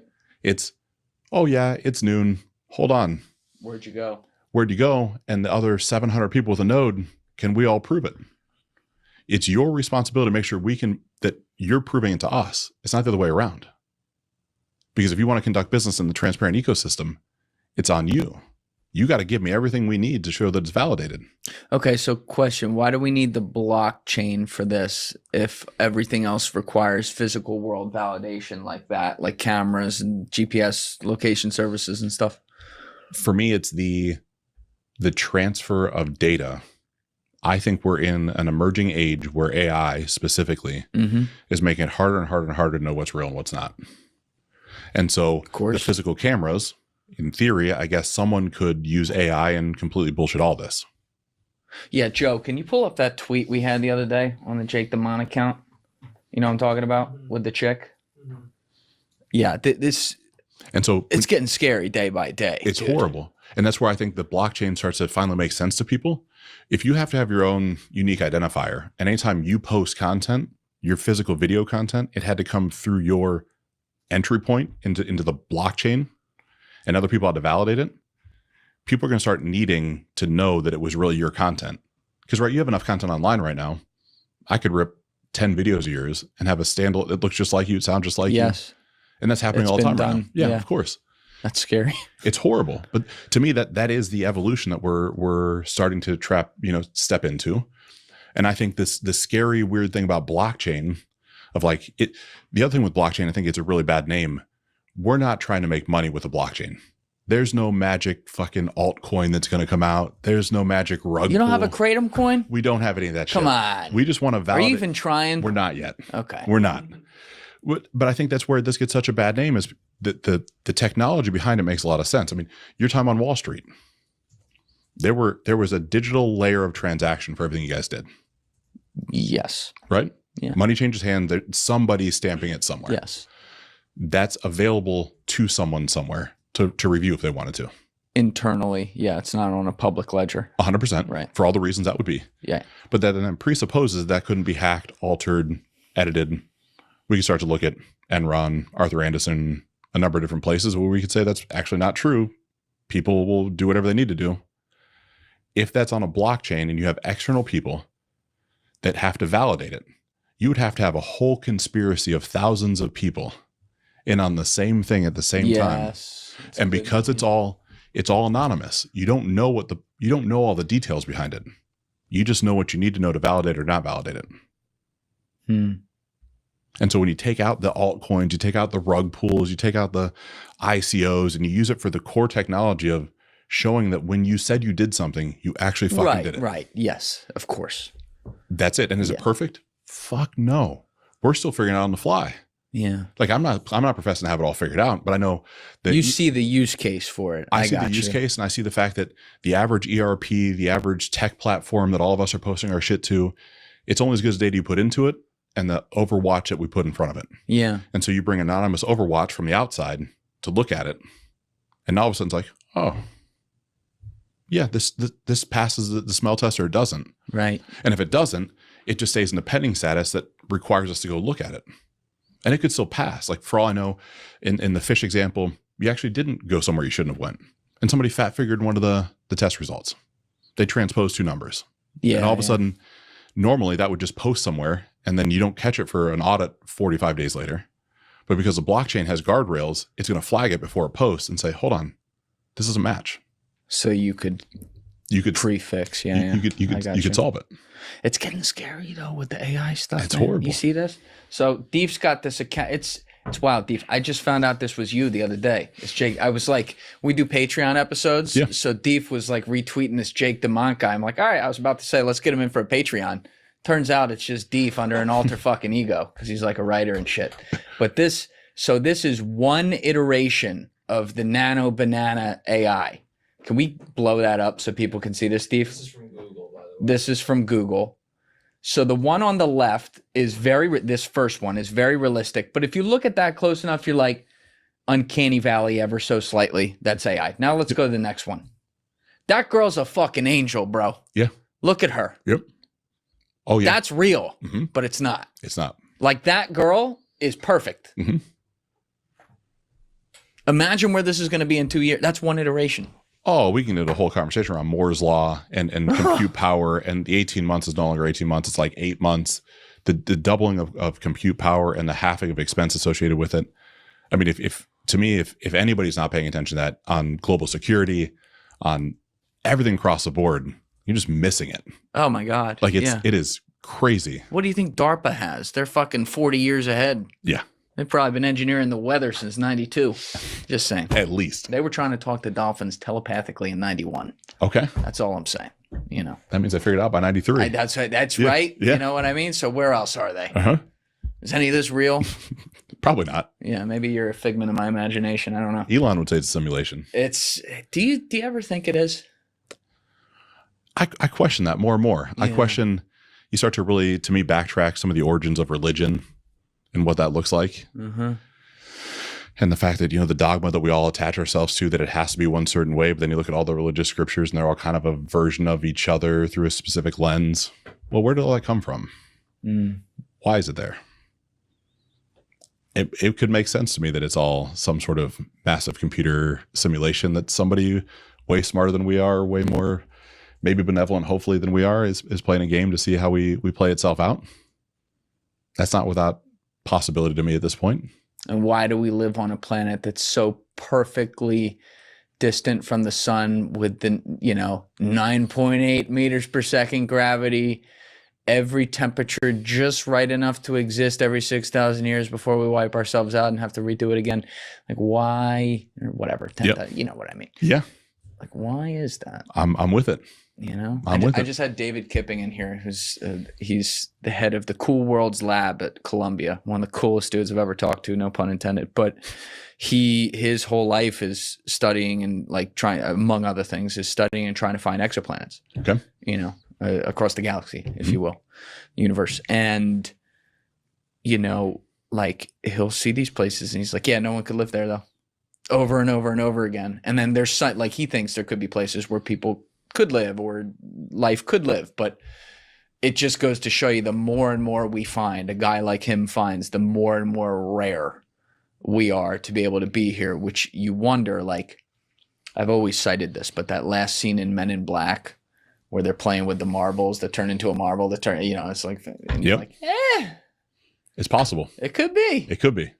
I also had Riz Verkin here. You ever hear of that guy? I haven't. He's cool as shit. Okay. He's like the godfather of simulation theory. One of them. I shouldn't call him the godfather. I mean, I love Riz. I think he's a genius. I know people came up with it before him, but he's really run with it. He's an MIT scientist. I've had him in here twice.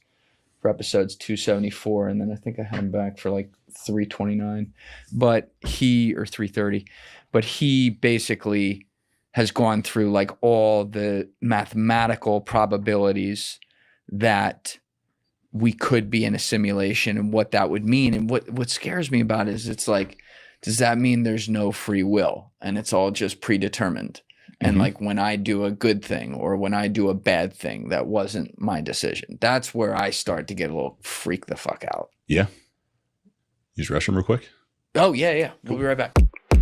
All right, we're back. So let's get back into some of the 7OH stuff that's been helpful for you to draw the differences today as well. And I appreciate your candor with all this as well, because this is a new frontier and you are in a business. You're supposed to go make money, but you're also trying to be transparent about it and make a product that's not going to fucking hurt people and stuff like that. But I had Steve Robinson in here a couple months ago.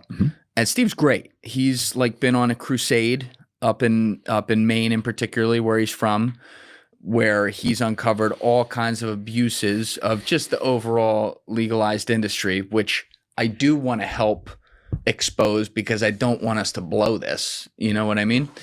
And there's people who push back on a lot of shit Steve says, but I don't think Steve's 100% right about everything. I think he's on to a lot of things that he has really good evidence for, though. And so just like we shouldn't throw the baby out with the bathwater on, the direction of legalization, we also shouldn't throw it out on the people who are trying to say, hey, let's pull back a little bit here and make sure we're doing it the right way, which is what he's doing. Now, he's uncovered a whole Chinese thing going on there with the triads. And I mean, he has it down to the addresses of places they're buying up to do illegal grows and all kinds of shit.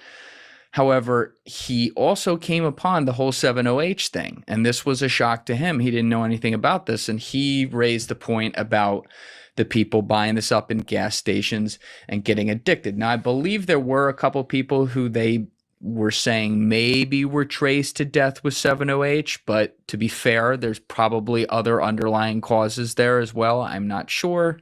Everyone out there argue in the comment section. When you see reporters starting to go in and dig at this kind of thing, though, like Steve, and find a lot of stories of people who are having horror stories to where they have to go into rehab and it's ruining their family life and everything like that. Even if you believe that 7OH maybe has a ceiling to not be able to kill people on its own, do you not think it's maybe a similar category towards other opioids and stuff like that we actually should regulate and not have on the market if we can see that it's causing people to have to go to rehab? Man, it's a loaded question. I'm sorry. No, it's not. It's not. I think I think anytime I hear someone speak in absolutes, there's a sense of bullshit in it. Yeah. And what I mean by that is when I started, I'll say my crusade in March or April going to DC, I was convinced the world looked one way, and here we are in December, and I think the world looks a little bit different. And what I mean by that is I want to zoom out and look and say, how many times have we tried to abolish something? And what has been the outcome of doing that? Prohibition's a great example. Has it worked before? Yep. The genie's already out of the bottle. Now, whether I think it should go back in the bottle or should it never came out of the bottle, almost doesn't, it's irrelevant. It's out. And so saying, if that is in fact true, how do we structure it in a way that minimizes harm unilaterally? To me, that starts with transparency. I mean, it's what we believe in. I actually could care less to quote unquote talk about our business. I care more about the industry and what I think we should start focusing on as a society. It just happens to be I get amused. It's our business of saying, here's everything we are, here's everything we fuck up. I think that's a better way to live personally. But when I look at the confusion that started with 7OH was because it was sold in convenience stores, gas stations, smoke shops, and it was originally labeled as an advanced kratom alkaloid. So you had a customer that walked through the front door that up until mid 24 had only ever been exposed to kratom. Yeah. Now they walk in for whatever the reason and are told this is a better version of kratom. And because they've got a sense of trust or rapport building with the place they bought their product from, they say, sure. Now, simultaneously, we can pull up and you can see, I'll make sure to share it. It's going to be on X somewhere. Eric Finneman would be the one to look at. You're going to see that some of our counterparts in the 7OH world were taking out billboards on the side of highways that said free7oh.com and a QR code. And they knew that they would physically say it wasn't like a free plus shipping model. Like they would send you free product because they knew if you took the product, they knew you were going to buy more. Like the quintessential drug dealing 101, give you a sample, not charge you anything for it. It's coming to you for free. and they know you're going to buy more. That to me is where like, hold on. People knew at that moment they were doing something that was addictive. You just don't do that unless you know it's going to back out on the backside. And so part of it to me starts with whether it's good or bad. I'm not the ultimate judge. I think we need labeling that very clearly states this is addictive, because all the science shows it's addictive. I think it should be like a cigarette type of addiction. Now, is that going to stop people from consuming it? Probably not. Could it stop the 18-year-old that walked into the gas station that one of his friends said something? He sees like, man, my mom was addicted to something. I don't think I should do this. Maybe. Shit, maybe not. I don't know. I originally would have started and said, I think it should be a Schedule 1. So when you look at July 29th, you see a press conference that I was a part of with RFK, with Marty McCary, with Jim O'Neill in DC. You're up on the dais with them? I was not on the physical stage with them, but I'll just say I played a role and I was invited to be in the press conference as well. Got it. And you'll see them start to discuss just the harmful nature of what's going on. The fact that it's the fourth wave of the opioid crisis. The fact that the fourth wave of the opioid crisis. Wave. Yep. I mean, you look at like the first wave would have been, well, maybe the heroin, how things started. Then I think it switched to Oxycontin. Then it went fentanyl. And they were saying 7-OH is the fourth wave. Interesting. I would say that's true. With the asterisk that now over the past 9 months, with how much of this is being consumed. So this industry didn't exist in 23. From 24 until now, it's somewhere between $9 and $10 billion a year in revenue. And so when you look at a unit of consumption, if we walk to a gas station, you're going to buy a package, we'll say $20. Yeah. There's been a lot of people consuming a lot of product. If it was as harmful as I would like it to be, not as I might have made it out to be, you would have seen people dying left, right, and center. I understand what you're saying. Right? There's so much that's been consumed. It's like, okay, hold on. I want to be right, but I might not be right. And so if it's not killing people, which is a fucked up basis for base level, I'm acknowledging that. Yep. It's still addictive. Yes. But there's a handful of people that are consuming it that it's physically helping them exist. They're business owners, their mothers and fathers that are using it to get through their day. That's a small subset. I'm a numeric guy. So I look at the fact of, you look at the average gas station convenience store in the US, you're going to get somewhere around, by the time the water finds level, you have about 20 million potential people that are going to buy something inside of a gas station at point of sale that could be easily converted to try something new. It's about how the math breaks out. When you look at the number of people that are in active recovery right now, stated in the US, it's about 2.5 million. So if I look at who am I going to look to protect more, the 2.5 million people that could completely get off of fentanyl, could completely get off of methamphetamines, could completely get off of Suboxone and methadone and switch to a natural botanic-based product, maybe 2 or 3 million people. Those people do matter. But I look at the 20 million people that are walking to a gas station. Yes. We need to protect those people from making a mistake and becoming addicted. So the challenging part is the genie's out of the bottle. You look at what's happened in the CBD world, Steve, cannabis, CBD. So we, from Steve's time on Steve's show, we became connected to Steve from Maine, right? And started sharing all the information that we had as well. Yeah, I knew Rocco knew him, so I figured you did too. Yeah, yep, great guy. I mean, when you start to look at it, it's saying the CBD world where you had originally CBD, like I had a CBD company from 16 to 18. It was just CBD. Then you have Delta 8, Delta 9, Delta 10, THCA, THC, BD, all the things I'm not familiar with. The chemists figured out all these crazy things to do with the same molecular structure. Yep. Those chemists, that has become a true commodity. There's no revenue, there's no profit left in that industry. Many of those scientists and chemists vacated and came to our industry now. And so you have the 7-hydroxy. Well, now there's 16 different 7-hydroxy is not the biggest issue. 7-hydroxy converts to something called pseudoindoxanol. So if you consume 7-hydroxy, a tab of 7-hydroxy, and you metabolize that, and you test your blood serum levels post-liver, you see something in your bloodstream called pseudoindoxanol. Okay. That's 20 times more potent than 7-OH. That's in market right now. You can pull up pseudoindoxanol. You can pull it up on the screen. You're going to see 7-OH and pseudo. It kind of goes by the name pseudo. That product's already in market. There's another further synthetic derivative. So you metabolize 7-OH into pseudo. You metabolize pseudo into something called MGM-16. MGM-16? MGM-16 is now, that could be wrong, 10 to 20 times more potent than pseudo. And so you have this game of whack-a-mole that's starting to get played where it's saying, okay, can we learn from the CBD world? Can we learn from the cannabis world? Can we do things that are different? Because right now, one of the differences is kratom is legal federally. It's not illegal. Right. Like it is allowed to be sold and consumed. In all 50 states too? No. So there are 6 states that it's now currently illegal in, and another 8, 10, 12 counties across the U.S. Interesting. So that's even its own nuanced issue. Yeah. And so for me, what I'm starting to look at is say, How do we regulate it? Regulate it being, if you decide as an informed consumer that you want to buy this stuff, how do we know it's manufactured the right way? How do we know what a serving size is? How do we know what's in it is clean? Yeah. How can we backtrack all the things? Because then if you're making the decision because you want to experience that, that's up to you. Yeah, this is where, all right, this is a wider conversation. When it comes to, let me go to the highest level. When it comes to just legalization of substances, sometimes it feels like you're stuck between a shit and a fart, right? Because on the one hand, if you legalize everything, you legalize heroin, you legalize blow, like you are going to have in the free market with, especially when you enter drugs that we know can be deadly, you are going to have deaths and you are going to have, you know, I don't want to state this the wrong way, but you know, like the tragedy of every anecdotal time that happens, which will not be once or twice, it'll be a very uncomfortable number, to where you then will have movements formed to push it all the way back in the other direction. Now let me bring it down to 15,000 feet in the air. The legalization we have chosen to do with CBD, marijuana, all the, you know, kratom, all these different things. Yeah, maybe people can't end up under these procedures making things that are tantamount to like fentanyl or something that can kill you. But if they start doing things that on an anecdotal level builds into a lot of different anecdotals, like a 7-OH, that then leads to serious social upheaval from a group of society saying, wait a minute, let's put this genie all the way back in the bottle. We can't have nice things. You're going to go all the way back. You know, society is a pendulum. How hard do you want that pendulum to swing, though? And what it feels like is that this whole industry was set up in a way where they're like, they fought it for the longest time. You go all the way back to the 30s when they fucking outlawed weed. They made it a Schedule I drug and shit and all this. And it's like they fought it. They said, fuck it. Open up the doors here. Everything goes. And it's like the people that did that are like, watch what happens now, bitch.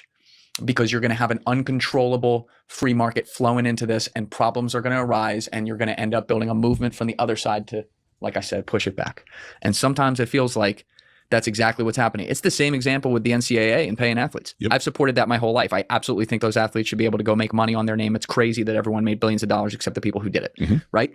But the guys like Mark Emmert, the old fucking wigs in the room who fought it forever, I really think they were like, okay, fuck it. You guys want it? We'll give you all of it. Watch what happens. And they set up a system that's built to fail. Now you got kids transferring on a Tuesday because they feel a little differently than they did on Friday. Yep. You know, you got legendary coaches retiring because they can't even keep up with it. You know, so do you worry we're going to head in that direction with this industry? Yes. I think again, over a long enough horizon, everything's cyclical. Yeah. I think it's great that some people might want to try to learn from the indiscretions or the misgivings of the past, but there's enough people that would want to do it for the right reasons. Right. The counter argument to this on my side, it's what gets thrown around against me online all the time. It's the only reason that we want to ban this is because it hurt our dollars. It hurt our bottom line. We could pull up 100 people online that are saying that's the only reason I want it gone. It's like, hold on, I can literally show you evidence that I knew how to do this before any of you. And I could go do it right now. And I could do it right now. But I choose not to. I choose not to. Now, it's not that my way is right and your way is wrong or vice versa, but it's not because of the dollars and cents. It's because, to me, I want to make sure this doesn't turn into a false idol crusade. Yes. I happen to have lost my best friend to an accidental overdose in 2018. Now, that's not why I'm in the industry. That's not some sort of hero's journey of now I'm here to save the day. I didn't know this industry existed. My best friend ended up breaking his leg playing high school football, went to the hospital, was put on Dilaudid drip, was in there getting it reset, was in there for a week, 10 days, whatever it was discharged to go home, was given Vicodin, Percocet, whatever it would have been, had maybe a month supply of that to wean off the pain, but then that was it. There was nothing else. And so then he turned to black market pills when he couldn't have the money for the black market pills, switched to heroin. And here's a guy that, upper middle class, white guy from suburb Ohio, like doesn't really, it checks the boxes, but he had a lot going for him. Yeah. Was in and out of rehab from, 19 until 23, 24, kicked it, beat it. In his mind, he became a large advocate for sobriety inside of the little world of suburb Columbus, Ohio. And then one thing leads to another, and he starts to do better for himself. He starts to sign a lease on a new apartment in downtown Columbus and decides for whatever the reason to buy some Coke. Goes to his new condo that's unfurnished. He just got the keys, puts a line of Coke on his sink, and it happens to have fentanyl in it, and it kills him. And it was one of the most horrible, catastrophic things that ever happened to me. I mean, it just shattered my sense of reality because here's this guy that is part of my CBD company. Here's all these things. Oh, he was in your company too. Oh, yeah. And he started to do better for himself with the success of the business. So he moved out of his parents, like all these things. Parents ended up blaming me for a while. It was a challenging time in life.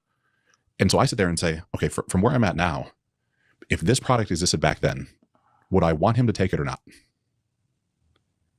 And I don't know how to answer the question. Back when specifically? 2018, when he accidentally overdosed, when he was chasing a feeling, when that thing tapped him on the shoulder and said, you need to do something different. But all right, not to get too literalist here, but No, we can. Coke's different. Yeah, it's. I mean, that's you're going out to party and fucking. I mean, I never tried it because it looked fucking amazing and very expensive. I worked for $7.25 an hour in college, and all these fucking kids were spending $100 for 3 hours to do fucking blow, and then spending. I'm like, I don't know where you get the money. Number one, it looks expensive, but number two, like, never saw someone on Coke who wasn't having a good time. Totally different than when you see someone on fucking OxyContin. Yeah, you know what I mean? Like, these are different. Very different. To me, I believe in his side, he was chasing feelings. Like, he was chasing to escape reality. He wanted to feel a different way. And so in his mind, he thought that, I don't know, I'd never going to have the chance to have this conversation. But he had never shared with me he'd done Coke before. And so it wasn't like this was this monkey that was in the background. It's like, oh, well, I want to do something different. I'm going to go do this. I don't know if that's true or not. I could be completely making this story up. But if we pull up anecdotal conversations on a Reddit forum or things like that, you're going to have people that say 708 gives me tons of energy. Makes me feel great. I can just zip through my day. I see what you're saying. It's a tough, I don't know if I'd. And so that's where I said, a tough one. When I started in March and April, this needs to be a Schedule 1. This is going to be the bane of our existence. I'm the far end of the pendulum. And then as time's progressing, I'm somewhere more towards the middle of saying, okay, if we ban it, it's just going to cascade into something else somewhere else. But you still have no temptation to make it at your company? Absolutely not. Okay. Absolutely not. That's interesting. So you're not, and this is like a compliment, you're not technically in the middle on it. You're in the middle on the legislation of it, if you're going to be a part of that conversation, which you are. But it's just, I don't know, it's a tough one because it sounds like a little bit of doublespeak because you're like, it is. But I think that to me is, who knows? I'm going to be on a soapbox for just a second. I think the individuals that get locked into one perspective that refuse to consider other opportunities or other perspectives miss out on a whole bunch of what the world has to offer. And so when I start in March and say, like, I know it's hurt these 5 people, I know, like, our revenue hadn't changed as of March. If I were to pull up our revenue and look at Q1 of this year versus Q4 of the previous year, our trend lines are still in the same direction. Our revenue is not fucked at all. 0% have changed. But I see these people that unknowingly got introduced to a product and became addicted. Right. I'm like, somebody's got to do something about that. I understand why, because we knew the science back in 23. So I understand what's going on. And fortunately or unfortunately, as I massively categorize our industry, a lot of the owners of other businesses in the kratom space, because they might have come from the Spice days, because they might have had different paths, I don't know they'd be as comfortable going to DC having conversations. I think, if you pull up, I know that if I want to, as I'll say, get into Capitol Hill, if somebody does a background check on me, I'm going to pass. There's a couple speeding tickets, like, not the end of the world. Yeah. No drug trafficking, no criminal convictions, no felonies, no things like that. Yeah, that's what we said. We weren't that dumb. I know. Well, whatever. I'm sharing it now. So I'm just trying to help you. I appreciate it. I appreciate you watching out for me, and I need to watch out for it. But it's in sharing those things, it's saying, okay, somebody need to do something. And I felt comfortable at least going and opening the conversation. And when I started in DC in March or April, whatever it was, I'm sitting down with congressmen, senators, HHS, FDA. Like, what the fuck are you talking about? You're talking about kratom. We tried to schedule that in 2016. I'm not talking about kratom. There's this other thing you don't even know about, and it's everywhere. It sounds like you've had some direct conversations with RFK about this, or more the people around him. Some of all of it. Okay. Whether it's directly with him or some of the people around him, in the combination of all the conversations, where is the current department's head at with this? I mean, you said they were calling it the 4th wave and everything, but I don't know if you want to reveal this, but behind closed doors, how are they looking at it? Is that like some public marketing that they're saying it that way and maybe they feel a little more nuanced on it, or do they actually feel that strongly about it? So I didn't know these things prior to this whole year. When I started bringing to the attention of everyone I brought to attention to, they said we need to do what's called an 8-factor analysis. There are 8 factors that are required by the FDA to deem if something's harmful or not. We hear you, Ryan. We understand the science you're showing us, but we need to do our own analyzation to it. And so they start in, I'll make it up, March or April, doing this. And the 8-factor takes time. At the end of the 8-factor, they say unequivocally, this should be a Schedule 1. It checks all the boxes for what should be a Schedule 1 narcotic. And so that's the press conference from July 29th. You pull it up on YouTube, it's there. They say very clearly, 4th wave of the opioid crisis needs to be a Schedule 1. It's our recommendation. Yes. That's the public. Yeah. That's the public. They meant that all the way up to that point. And I think they still mean that. Then it goes to the DEA. The DEA now has to also do their own 8-factor analysis to prove that the FDA wasn't full of shit. And then the DEA is the only one that can actually, other than the president, invoke a scheduling of a product. And so I know from ongoing conversations with HHS and FDA, they're still saying this is horrible, and pseudodoxanol is horrible, and MGM is horrible, and everything you're sharing, yes. We see it. We're still on the same page. As so much so they're asking the DA, like, can you get off your ass and do something? The challenge is, of course, during that time period of the government shutdown, we have a current administration who has wanted to, I think, have some level of a surplus, hypothetically. So they started pulling back on any level of additional support. So the FDA is at an all-time low from a staffing standpoint. The DEA is at an all-time low from a staffing standpoint. DEA too. Wow. But you also have to look at, this is, again, things I didn't know. The FDA, I'm going to make up the numbers. Who knows what the fuck it is? Let's say they have 20,000 employees. That's for everything that food and drug in the entire U.S. It's not enough. And so you look at the little tiny department that supplements, let's call it 20 people. So these 20 people, I don't care if it's 200 people. They have to go and inspect every facility, oh my pull God. labels, do testing. There's not enough manpower to do it. Oh my God. And so the fact that they even did an 8-factor and they really did it. And they're really like, yes, thank you. You're exactly right. Like, awesome. Thank you. Press conference. Yes. Hand over the DA. And DA is like, well, hold on. We're worried about the Sinaloa cartel and blowing them up as they're trying to bring in fentanyl into the country. We're worried about the CCP and their connection. We're worried about all this stuff. And you want us to fuck with Kratom, 7OH. I see what you're saying. And so I say, hold on a second. From the first time I went to DC, not the first time, but this year, I'm with my lobbyist off of Capitol Hill. He's got some people around him and says, one of the people says, I think you're being followed. What are you talking about? Nobody's following me. I'm literally a nobody. No, I think you're being followed. And I'm like, okay, maybe this is some sort of hustle. They're going to shake me down for some money for protect. Like I'm instantly getting into the way the world could work. I say, that's fine. Whatever. Another day passes. We have another meeting off Hill. Like, no, we're pretty positive being followed. I said, of course, you go to Capitol Hill, you got to have the background check. Yeah, you get followed. Right. I mean, sure. So I go back home, all the pieces and parts. And the lobbyist team calls me and says, no, we know you're being followed. And we kind of have a sense of who it is. We were taking some pictures, running through some intelligence. And it's the Sinaloa cartel. Following you.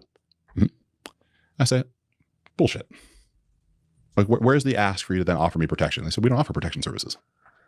I said, hold on. You mean to tell me the cartel's involved in this somehow? They said, I don't know. They're just the ones that we think we're following. We have pretty good reason to believe they're following you.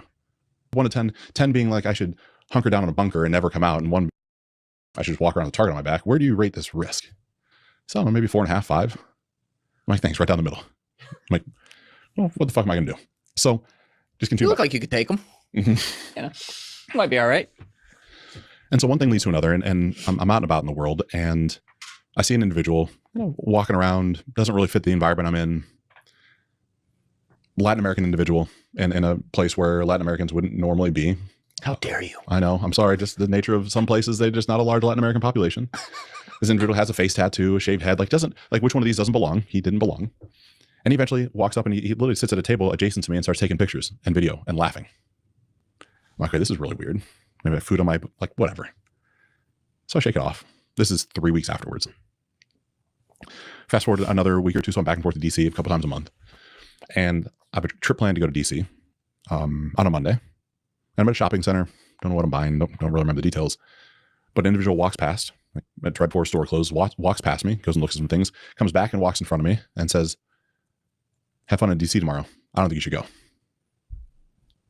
Now, no one knows I'm going to DC, right? This isn't like public. I'm not posting some magic place. Like, I've got an itinerary that I booked an hour before. Like, there's nothing. Like, oh, okay. And this is the same time that Rocco joins us. And so I'm like, this is really uncomfortable now. This is really uncomfortable. And so I bring it up to my lobbyist, the guy that is helping us with this stuff. He said, look, I've had, from lobbying for 20 years, I've had some things go on in my life, because I'll introduce you to somebody that can at least do a deeper sense of background. And if you needed some protection, they could do that. And so they do what they do and they share what they share, which then eventually has me saying to Rocco, hey, but I know this is really weird. I don't know who to tell this to because everything thinks I'm fucking crazy. But I've had 2 or 3 interactions with somebody that doesn't really fit. Like, it wouldn't be anywhere normal. People somehow know I'm going places that there's no record of me going. So it feels like our systems have been hacked. Do you know anything about that? Do you have anybody? He goes, oh yeah, I used to do that. I'm like, wait, what? And it's like Pandora's box opens, his eyes light up. Yeah, brother, I got you. 100%. That's exactly 100%. What it was. And I'm like, what do you mean? And he, shares what he shares. And that then introduces me to a whole new way of being where, have up armored vehicles and have security team. And yeah, you got some, are you allowed to talk about that thing with your guy and your friend? And yeah, so you got like a heavy hitter now helping you. Well, to have, I think anytime there's a lot of money involved in situations, that sometimes money clouds people's judgment. Mm-hmm. And so whether it's a cartel or the Chinese Communist Party or the Russian Bratva, which we'll get into, I think it's all of them in different ways. I think anytime you have a chance to impact people's pocketbooks significantly, some people might not want that to happen.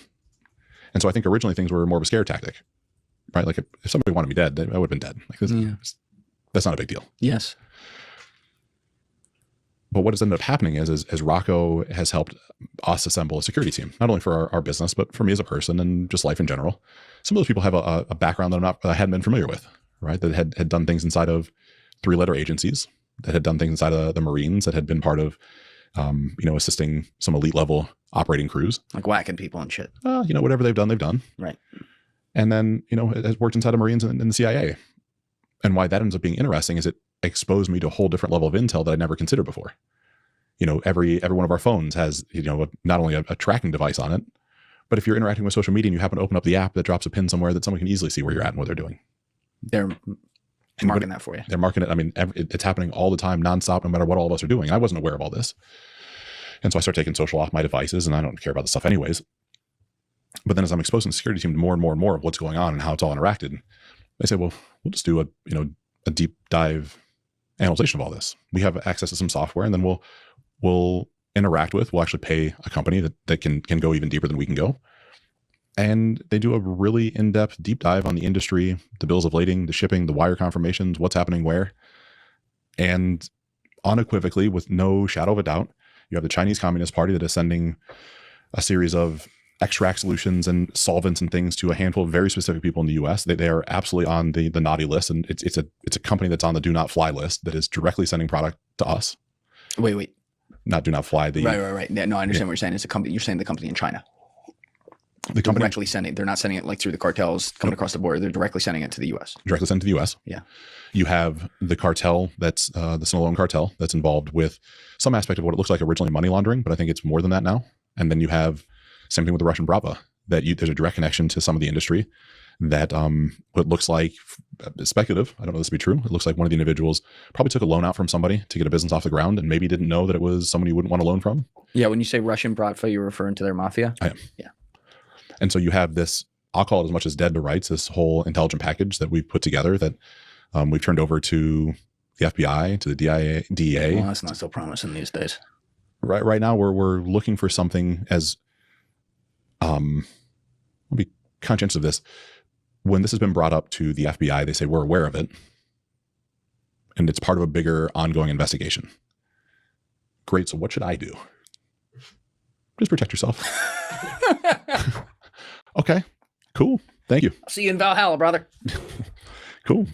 All right. So it's been an interesting year with saying, I started out on something that I had no idea any of that shit was behind the scenes. It was just people looking to make money, but it's a lot more than that. Yeah. And then having conversations with Steve and starting to see kind of the underbelly. That's where that conspiracy theory, like so much that is a conspiracy theory, it's not. In this case, I mean, he's got addresses, bro. And we go as far as we have addresses of businesses external from the States, right? It's only external, right? That's important to state. But we've got addresses, we've got pictures, we've got bills of lading, we've got wire receipts, we've got entire packages to show what's actually happening. Yep.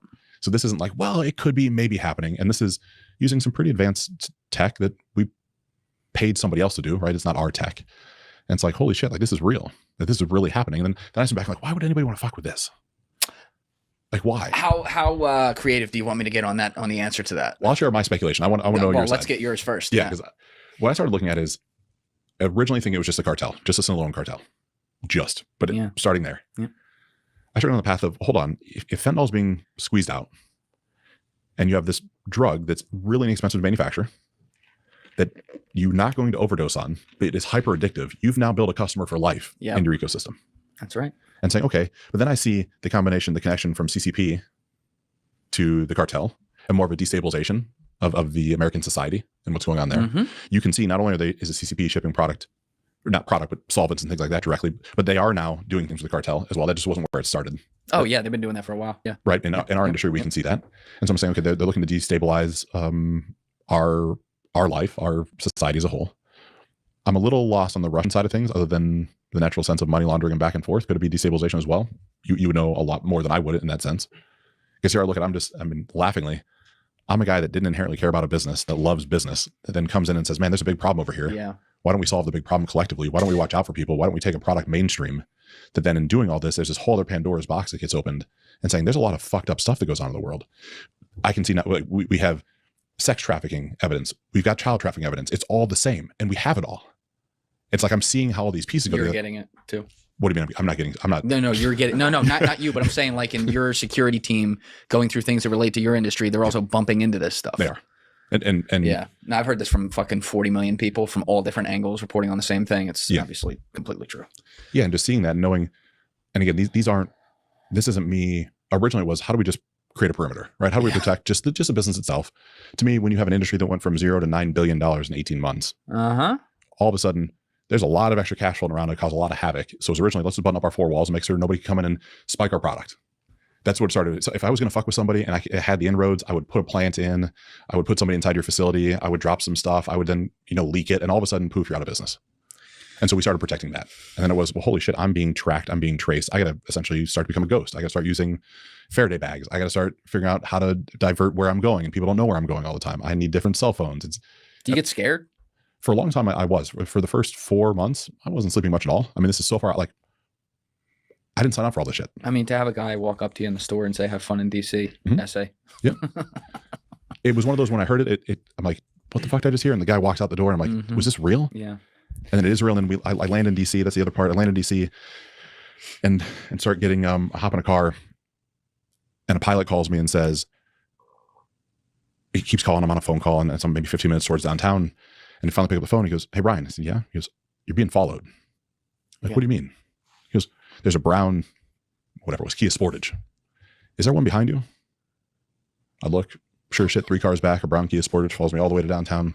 And there's no itinerary. And I'm like, this is fucking wild to me. And so it's during those times, I'm not sleeping, I'm not eating. You think of all, like, it's so wild to me with how much I travel. You check into a hotel. Yeah. You're vulnerable everywhere. Absolutely. I don't have any idea who has come in before me and spoken to the clerk behind the counter and says, I'm Ryan's insert X, insert Y, has already went to the room, has already put stuff down, is already waiting for me there. Like, all of a sudden, it's just everything that is normal is not normal. Goddamn. It's where all this shit is dirty, no matter where you turn your head. I'm guessing, if they saw you as a guy that was trying to actively lobby against this, which you would think, oh, that creates a total dark black market for them. Maybe they'd like that better, but obviously there's something so good about the legal market that they're able to use as their own fucking black market right now that they're like, no, we want that. And that probably has a lot to do with China. I'm talking about the cartels getting involved, obviously, too. But no, it's interesting because this is where my head goes with this stuff. You bring in the security, 3-letter agency, high-level ex-ground branch type people, I could see, I'm not implicating my boy Rocco in this. I'm not saying he would know this, but I could see how Rocco, through his connections, the people look at Rocco and they're like, ooh, wait, Rocco's connected to that guy. We're still working over here. We can kind of use this as a back channel to get in there. And I don't say this from, some fucking tinfoil hat place. I mean, I had a pretty surreal moment back in March. I had Ed Calderon sitting in that chair right there, who's obviously been... College basketball's back, big time on Peacock. He was a cartel cop in Mexico. He's been the guy reporting on this for decades at this point. And, he's just cooking. And he was sitting here for like 6 hours. We did 2 episodes. He's cooking at one point. And he's like, going through all these different things. And he's like, so are we going to talk about like the CIA getting to these big banks and, getting top 10 and then laundering money for the cartel? Are we going to talk about that? And I'm like, Ed, as a matter of fact, 7 days ago, I shit you not, I had the guy who was the knock from the CIA, who was that dude who did flip that guy at the bank to launder money for the cartels on behalf of the CIA as a part of the mission. So yeah, we are going to talk about that. We actually did just talk about that on the show as well, but please continue. And he didn't even skip a beat. He wasn't like, oh, he was like, yeah, exactly. And just kept going. And it's like, the world is this really fucked up place. And all these dark underground organizations, including the worst criminal organizations that exist, are actually cover battlefields for people on both sides of the coin, be it foreign governments, our own government, espionage agencies, obviously, whatever, to use as a tool for access for whatever means they're going to do that for. In some cases, it's not actually to stop it, by the way. It may be for just pure intelligence purposes. In other cases, I'd like to think it'd be to help to try to curb some of this stuff or stop it. But it gets really fucking weird. So that's what I was saying, like where my head goes to with some of this. I'm not saying that's what it is, but I do wonder sometimes if like that's where the eye is on the ball. I agree. It's been it was one of those things that physically made me sick the first time I started putting together what I thought could be pieces. Yeah. And what I mean by that is, of course, to me, I have this romanticized version of the CIA that they're, out inside the world doing, inherent good. I know, right. I'm sorry. But, they're out protecting us. They're doing whatever. They're destabilizing governments for our best ability. And I'll even operate in a sense for just a moment. Let's say that's unequivocally true. I'll put on rose-colored glasses, that it has to be true. I know. But then how foolish am I to think that other countries haven't done the same thing with their version and take them into our ecosystem? That's right. That we're so advanced and we're so sophisticated that no one could come on our turf. And as I start going to DC and start having these meetings and start seeing which ones work and which ones don't work and saying like, hold on, at the highest level, you have a product that is addictive, that's being sold in gas stations. And we've got kids as young as 15 being sold. Oh, that's great. That should not be allowed in any circumstances. It's labeled 18 and over, but it's still happening. And we've got video and evidence and all these things. That's nuts. And so I show it to a senator or congressman and say, like, this is your state. This is the exact address. This is happening. I'm like, oh, and nothing. I'm like, hold on. This isn't one business owner being mad at another type of business owner that wants to put the business owner out of business. And I get that that's what you deal with a lot of times in your chair. I get that. I get it. But as I'm looking at that, looking at, agencies and the way the world works, and hadn't considered that maybe somebody's putting people inside of our government, inside of foolish, like I'm acknowledging the moronic nature of what I'm saying. I had never considered it before. I'm living in this bubble of like, oh no. Well, welcome to reality. We're doing it everywhere else in the world. No one's coming here fucking with us. And I don't have direct evidence of any of this, but it stands within reason that of course it would be happening. Yes. And of course we can see the CCP buying up land and we can see all the things that go on. Oh, it's crazy. Have you ever seen that map? Oh, it's next to nuclear sites and oh my God, bro. Potential, deep underground bases, all the fun stuff. Oh yeah. Yeah. Yep. It's wild. And the CCP thing with the reverse opium war has been well documented at this point. There was a guy, Ben Westhoff, who I hope to get on the show at some point, who wrote a book called Fentanyl Inc. Back in like 2018, 2019. You know what I'm talking about? So really cool guy. I remember he did a podcast with Joe Rogan back in 2019 where he talked about all this. And sorry for people who've heard this on the podcast before. I've told this story a few times. But, he was telling Joe he was like a culture reporter on like music and shit. So he got assigned a story, something in the music industry, and he was interviewing some source in the story. And the guy, as an offhand, mentioned this fentanyl thing. This was maybe back in 2014. He's like, what the fuck is that? Starts pulling on this phrase, like, holy shit, this is crazy. Turns into this whole project that turns into this book. And this dude, savage, he's like, you know what? Why don't I just fly over to China and see how easy this is? Flies his ass over to China alone. This is just like a fucking reporter, author, right? Goes to one of these labs and very easily, like, walked into a fucking Walmart, procures all the shit you need for fentanyl, and like realizes where it's going, how they're sending it. In this case, there was a lot of stuff going through the cartels, getting directly to our country. And it's like, of course, like if you're an enemy country, if it's this easy, this is what you're going to do. And this is my point with capitalism. Like, capitalism is the best system. I'm the farthest thing from a socialist, let's be very honest, but it's not like anything. It's not a perfect system. And unfortunately, when you combine elements of capitalism and, democracy and republicanism and these beautiful things, places that don't have to play by those rules can use those forces against you. It creates the ultimate place for a Trojan horse, because if you are a place that lets in all horses, regardless of what color they are or how big they are, you can get in something fake and you can let all the fucking people come out and pillage the whole place. And we are seeing that to an extent that I'm not sure we've ever seen it at this point in our country. Oh, absolutely. I mean, look what's coming out right now was Minnesota about the Somalians. Oh yeah. Just recently, $2,735 per Somalian that comes, and it's a government funded program, and it's nuts. Or because the communist dictator they were trying to put in, like, it's a whole back channel of things, and whether it's unequivocally true or partially true, it's so wild. Yes, it's just like, and the number of people to me that, and I have been one of them, just bury my head in the sand. Yeah. And then the number of people that don't bury their head in the sand that will hop on a microphone and feel free to talk about it and then do fucking nothing about it other than that. Now, I'm not saying that on your side. I'm saying, oh no, I know what you're saying. Like, there are so many people that will gladly post online and say whatever, but then push comes to shove, then what the fuck are you going to do about it? That's right. There's a lot of, it's not even the keyboard warrior side. It's like, if you stand for something, stand for something. Yeah. Like, that's the thing, like, not being melodramatic, putting my life on the line going to DC. I don't know if that's fucking real or not, but I stand for something, so I'm going to keep going because that's what you do. Yeah, it does seem to me, and I don't want to understate it at all, that's scary. And you've been followed now, at least that you know of, repeatedly, which means it probably happened more times you didn't know. Oh yeah. So they're monitoring you.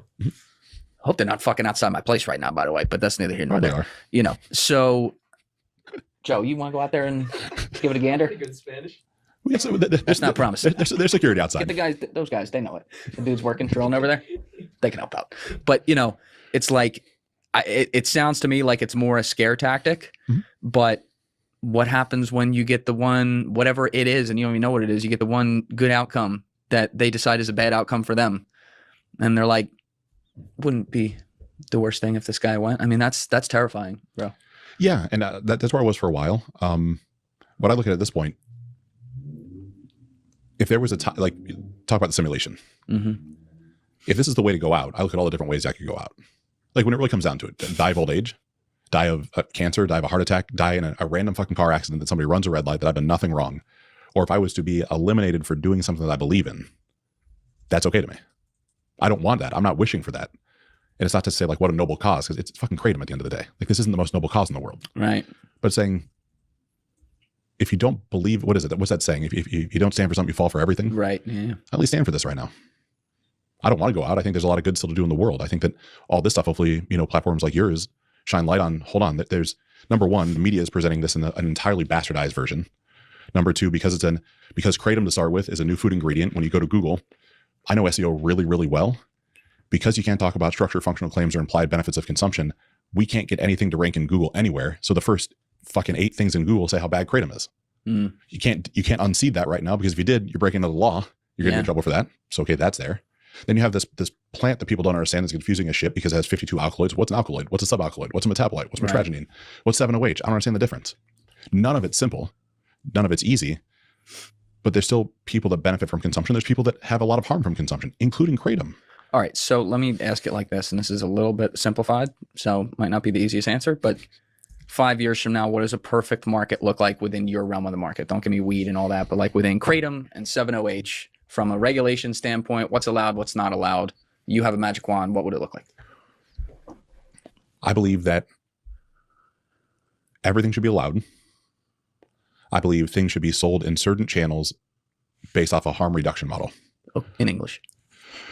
Taking kratom, leaf kratom, that's had an established basis for consumption since 1880. For that to be sold in Whole Foods, for that to be sold in Sprouts, for that to be sold anywhere in powders and capsules, there is almost no chance. The FDA did what's called a single ascending dose study, all the way up to 12 grams of consumption. That'd be like a salad bowl you'd have to eat of kratom. And it was supposed to be the FDA's smoking gun that said kratom is the worst thing in the world. And what came out of the study is no significant adverse effects. People weren't addicted to it. They didn't go through withdrawal. They didn't want more. They had some nausea, but so did the placebo, because 12 grams of anything is a lot of consumption. And so because that's true, I think that should be sold. I think it should be an 18 and over product. I would even say, let's ramp it up and say 21 and over. If you're going to do alcohol, yeah. No big deal at all. Yeah, call it a 21 and over product. I think as you start to get into an extract-based world, which is what we're actually known for, we extract our products. It's actually, when you extract, you're able to tighten up the tolerances, because natural biomass has a 20% swing in what's in it. Our tolerances are a 0.5 percentage point. But that also means it's more pure. It's more potent. You can consume a lot more in a lot less time. I think that should end up finding its way into more of a dispensary type of model, where the entire environment is 21 and over. I think you still have to have certain labels on package. I think it still has to be metered servings. I still think we should cap the amount of total availability of product in a bottle. So if you'd have to buy multiple bottles to cause harm to yourself. I think as you get into some of the more strong derivatives, i.e. a 7-hydroxy, pseudoindoxanol and MGM, and who knows the other 65 things that come out, I think those end up needing to be in a compound pharmacy type of environment that you could use a teledoc to gain access to it, that it could be shipped to your house overnight. I think there should be another step that goes in between you and being able to walk in and buy way too much too quickly. And because it's a naturally occurring product, it should always be in market. And naturally occurring, like it doesn't need to be eradicated. It doesn't need to be monopolized by putting it inside of Pfizer's hands. Lord knows that's a fucking horrible thing to do. Yeah. But it's saying, how do you ensure that the quality is always maintained? Because in a true commodity market, then the only way to increase your margin is to cut corners. Right. And so how do you protect that? Because the consumers are going to consume it. And so I would have label requirements, metered serving size requirements, standard serving sizes across the industry. I would have certain product being able to be sold in certain verticals to watch out for people, certain sales environments. I would have the digital side of things would have to have a really true way to validate someone's driver's license to purchase for shipment. That we'd have to bolster that up. I think we'd have some sort of, I mean, this gets a little Pollyannish, but like inside of our business, if you came online and tried to buy a bunch of product every day for 5 days, by the time you get to day 3, we're stopping your order and we're calling you. Yeah. Because it doesn't make sense to us. Like all of a sudden, automatically. Yeah. Hold on. Like, wait. Why are you buying 24 bottles of this stuff? Right. Wait. I think we should do that as an industry, and I think we should do that to watch out for people. I think we should have a secondary side that's a true harm reduction model, where if you've developed an unhealthy relationship with any of our products, I think we have an onus of responsibility to help you get off the products. I think that should be something we do. That would be the idealistic world in 5 years, would be creating that ecosystem. Okay. If you found out, because again, this is still a new kratom itself is still a very new phenomenon. It's something they're learning a lot more about. You outlined earlier all the different things that still need to go into that. If you found out at any given day moving forward that you could sit back alone after reviewing a bunch of data that you were able to get a hold of and sit in your room and realize in your subconscious and conscious that there were more damage to this existing than not existing, would you get out? 100%. So could you see why people might be cynical out there and not believe you on that? I do. We have built a mechanism that's unique, which is our distribution channels and our manufacturing prowess. And what that means, GMP compliance is kind of the base level standard for manufacturing supplements. When you want to get into the fray and be the best of the best, the one of one, you start going after an NSF certification. It's something that's, you know, as much as 3 times more stringent than the FDA. And so a year ago, I told our team, we're going to file for an NSF. We're going to go through this. We're going to figure this out. And they looked at me like I was fucking crazy because most supplement manufacturers can't get NSF and no fucking kratom company is being considered. Like we're like the scum of the earth. I said, after the first quarter, I said, we're paying for it. So it's going to, you know, we're putting a constraint on it. Like I'm already going to pay for it. They're going to show up. Let's build towards it. Well, the audit was scheduled for the first week in March, and we get a call Thursday before Thanksgiving. And they said, well, we had somebody cancel. We're going to be out on Monday. Oh, you're going to come do the most stringent inspection in the world on Monday, 4 months ahead of schedule. Yep. Great. We'll see you on Monday. They show up on Monday. By the end of the second day, they come and sit down and say, look, we literally thought this was a joke. We thought we were going to come in and like, you're just an asshole trying to make kratom. Like we're just going to fail you right away. Like we're just going to take your money. We have tried and we can't find anything material that's wrong with your business. You're going to be so if you look at NSF, it's 455-2, not that that matters, but the supplement classification. Less than 50% of the companies that ever apply get approved for any level of NSF. Less than 30% of the companies that apply ever get an A rating, and less than 2% get an A rating on their first try. You got all of them. We got an A on our first try. Yeah. We're the only kratom-based company in the country that has NSF. And so what I'm saying is, yeah, I understand it's cynical, but we've been in business since 2012. We've got very, very, very solid distribution partners across the country. And we've got a world-class manufacturing facility that's able to ratchet up and ratchet down in any consumer packaged good at any moment in time. So would it be hard? Absolutely. Would it be painful? 100%. We also have ran our business that we like to keep, 3 to 4 months of operating capital floating around at all times. I've said to our company from the day I say I was, anointed CEO, if and when the kratom industry got eradicated, I want enough money sitting aside so everybody would still have a job. It would take us 90 days to spool up something new. And we should always have 2 or 3 new products that are in not this vertical ready to come to market in case that day happens. Mm-hmm. So we actually have the products. Would they be as lucrative? Probably not. Would they have the same sales velocity? Probably not. But we'd be able to continue forward. And the people that look to us to earn a living would still have a way to make a living. It wouldn't be the same. It wouldn't be easy. And it's easy to say that because I haven't been faced with it. So some of it's all bullshit too. It's easy for me to say this because it's hypothetical. I know when we got that first wrongful death lawsuit, partners I sat down and said, we're done. We're just going to fold shop. It's not all the money in the world. Like we've been successful as a business and we've had hard times as a business. It's not worth knowing you're causing harm to me. Agreed. Like there's so many other things I'm involved with. You appreciate this. Somehow through the luck of the way the world works, I get introduced to a scientific researcher out of Maryland that has been working on a 5D amino acid peptide. What is in English? Naturally occurring amino acid string that has a 5-dimethylated. It's science shit. Okay. It's some molecules. It's some molecules that get put together to do some fancy shit. And this individual, this peptide has reversed Alzheimer's and dementia in 1,200 people. Reversed it. Not late stage, pre-late stage. It's reversed it. Interesting. And so I have a meeting with him. We're having a great conversation. And he said, I'm looking for a partner, right? They're already through the whole series of 1A, 1B clinical trials. They're stepping into 2A. And so, okay. I said, I have a sense of how much that investment is. I'm not independently wealthy, the fact of being able to, take us all the way through a pharmaceutical offering, but I think it could help figure out 2A. The only way I'd be willing to do that is if we unequivocally would never sell it to a pharmaceutical company, ever. And I want you to put it in writing that we never do that. And if that was the case, I'd be interested. And he sits back and smiles and said, that's the only reason why I would do it. Every other person that sat here said, how quickly could we get cash out? Right. And so we passed 2A pretty quickly. In passing 2A, we start to progress towards 2B. And from NDAs, I can't exactly get into the specifics details, but let's say a large pharmaceutical manufacturer comes and visits us and offers 2 of us, there's 3 of us on the cap table, a dollar amount that's more money than I physically would know how to spend. Like a real dollar amount. Mm-hmm. And I look at him and said, you're the brains behind this. And the other group sitting across the table from us and says, yeah, no, I'm good. I'm gonna do it the right way. Slides a contract, slides a check back over, says thanks, no thanks, and steps away. So this 5 amino acid peptide, we've also figured out, he's figured out, not anything, that it's also a prophylactic. And a 30-day serving right now, if we manufactured in our facility, would cost us $2.60 to make. So you have this that in theory would reverse Alzheimer's and dementia that we could make for $2.30 and then retail for $30 to make it available to everybody. Nice margins.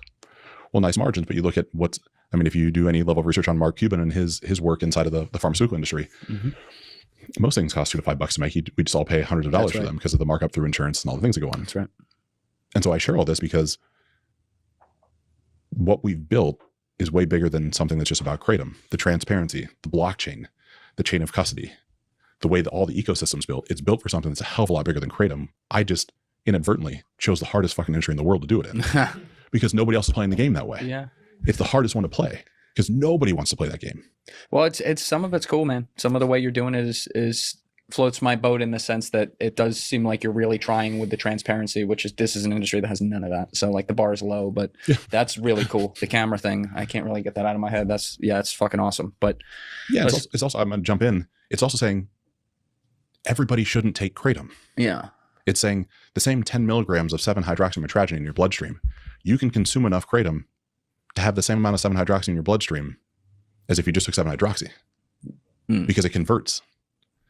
Mitragynine metabolizes 7-hydroxy, which still can cause the same issue. So you have to go to the base level and say, we need to make sure that people can't consume too much. Right. And so that's where like this whole thing is like, it's not an easy it's easy conversation to have. It's not easy to necessarily understand. No, I know what you mean, man. And it's, like we were saying the whole time, we're really at the dawn of a brand new era and there's painful growing pains with it, but you like to see that there's some people out there who seem to have like a good head on their shoulders about it. I just met you today, but you seem to have that and Rocco vouches for that, which went a long way with me. But I really appreciate you going through all this, Ryan. It's a whole new world for me. I really knew nothing about anything in this industry. I hope people out there, I'm sure they're going to argue in the comments over this and everything, but have at it. Say whatever you want to say. And, I'm curious to see where this develops over the next few years. So thanks so much for coming in. Yeah, thanks, man. I appreciate it. All right. Everybody else, you know what it is. Give it a thought. Get back to me. Peace. Thank you guys for watching the episode. If you haven't already, please hit that subscribe.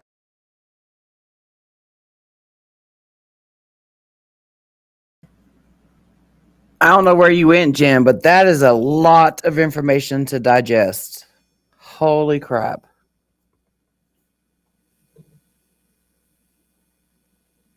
Holy crap. And yeah, he wasn't lying about people arguing in the comment section. Oh, man. What's up, Amy? I saw everybody commenting. Oh, I have my camera off. I saw everybody commenting, but I didn't want to talk through the thing. That was a lot. That's a lot of stuff to digest, Jen. Yeah, it was a lot of, wow, it was a lot of information, but really interesting information, like both sides, like, you know what I mean? Like, we don't always hear about that side of the industry.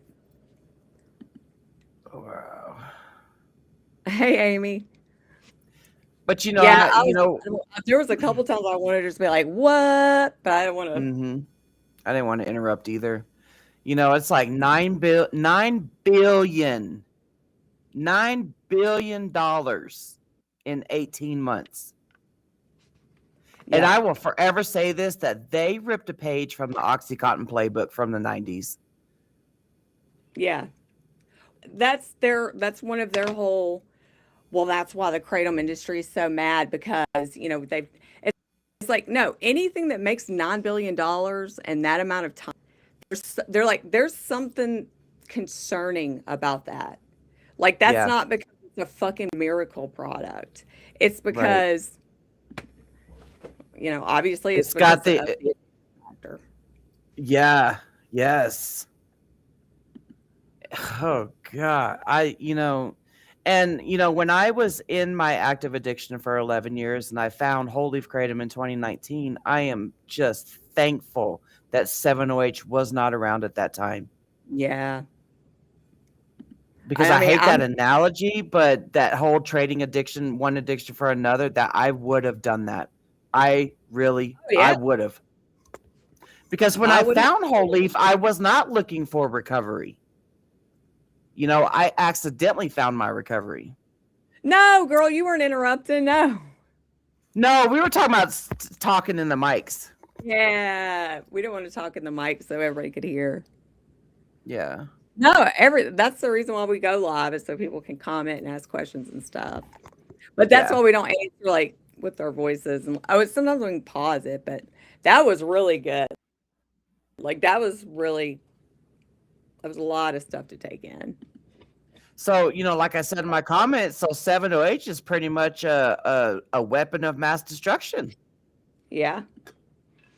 You know, yeah, it might not be killing people at epic scale that we know of, because, you know, kratom is still getting the blame, you know, because of what's showing up at the talk screen. That shouldn't matter. Like even like he was saying, it's kind of disturbing that you even have to put it out like that.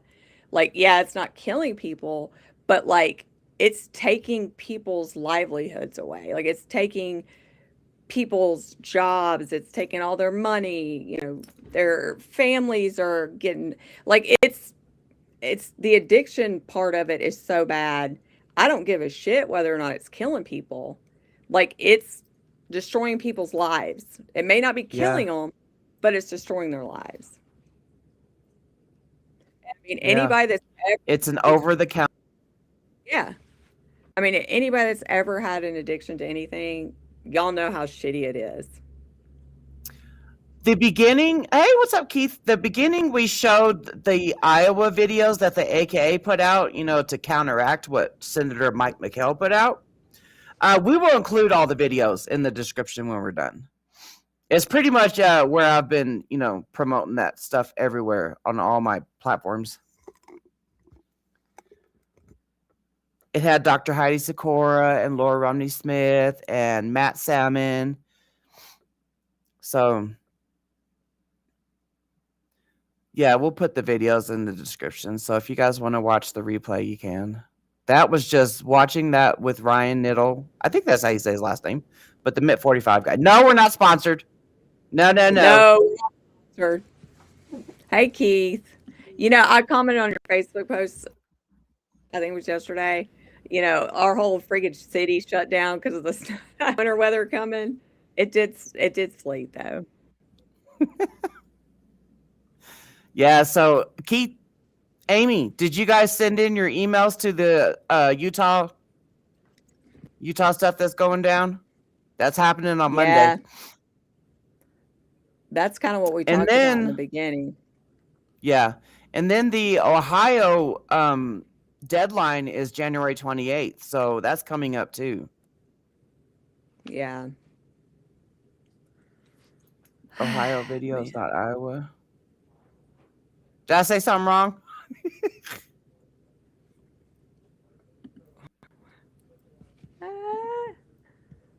That was, man. And then him being followed. Like, I had gotten a death threat. You know, when I initially started talking about 7-OH, I was, you know, talking about the science and lack thereof science behind it. So I got a lot of hate. I got so much hate that the 7-OHers, they tried to shut down my accounts. You know, they're just as bad as KDA. Swear to God. Dude, it got to the point where I was concerned. I mean, they even threatened to, like, what's that thing? Oh my God. I can't remember the name of it now, but it's scary, like when people fake call on you. Oh, yeah. The swatting. What is I couldn't swatting. think of the damn name. They joked about getting me swatted. Yeah, bye, Keith. Be safe. Yeah, they were trying to like dox Misty and talking about swatting her. Like, what? It was Oh, did I say? Oh yeah, no, super fun quiz time. In the beginning of this show, we showed the Iowa videos. I mean, damn it, yeah, no, Utah. What the hell? Think about it. My brain's taking a minute to catch up. Hold on. Yeah, we showed the Utah videos. But yeah, so after this live stream is over and it finishes doing its duty or whatever it does, we will put the videos in the description. And I will put the emails for the Utah, because that's coming. Yeah, Utah's coming up on Monday. Ohio's comment period closes on the 28th, so in 4 days, that closes. So I'll tell you, it's a lot of stuff going on. Yep. I'm gonna put I'm just trying to think of like I'll put a link in the description too for and in the Facebook comments where you can like click on the link. God, I'm sorry. Like I have like 10 things going on. My mom called and like all this stuff, and I'm like hearing my husband talk. You ever just have like a moment where your brain just stops, and you're like, yes, well, I don't know. All the time. All the time. We get brain farts. Okay, but yeah, well, we'll end this anybody that live. hasn't sent off their stuff to Utah, definitely do that if you can. Yeah. I'm so worried about that.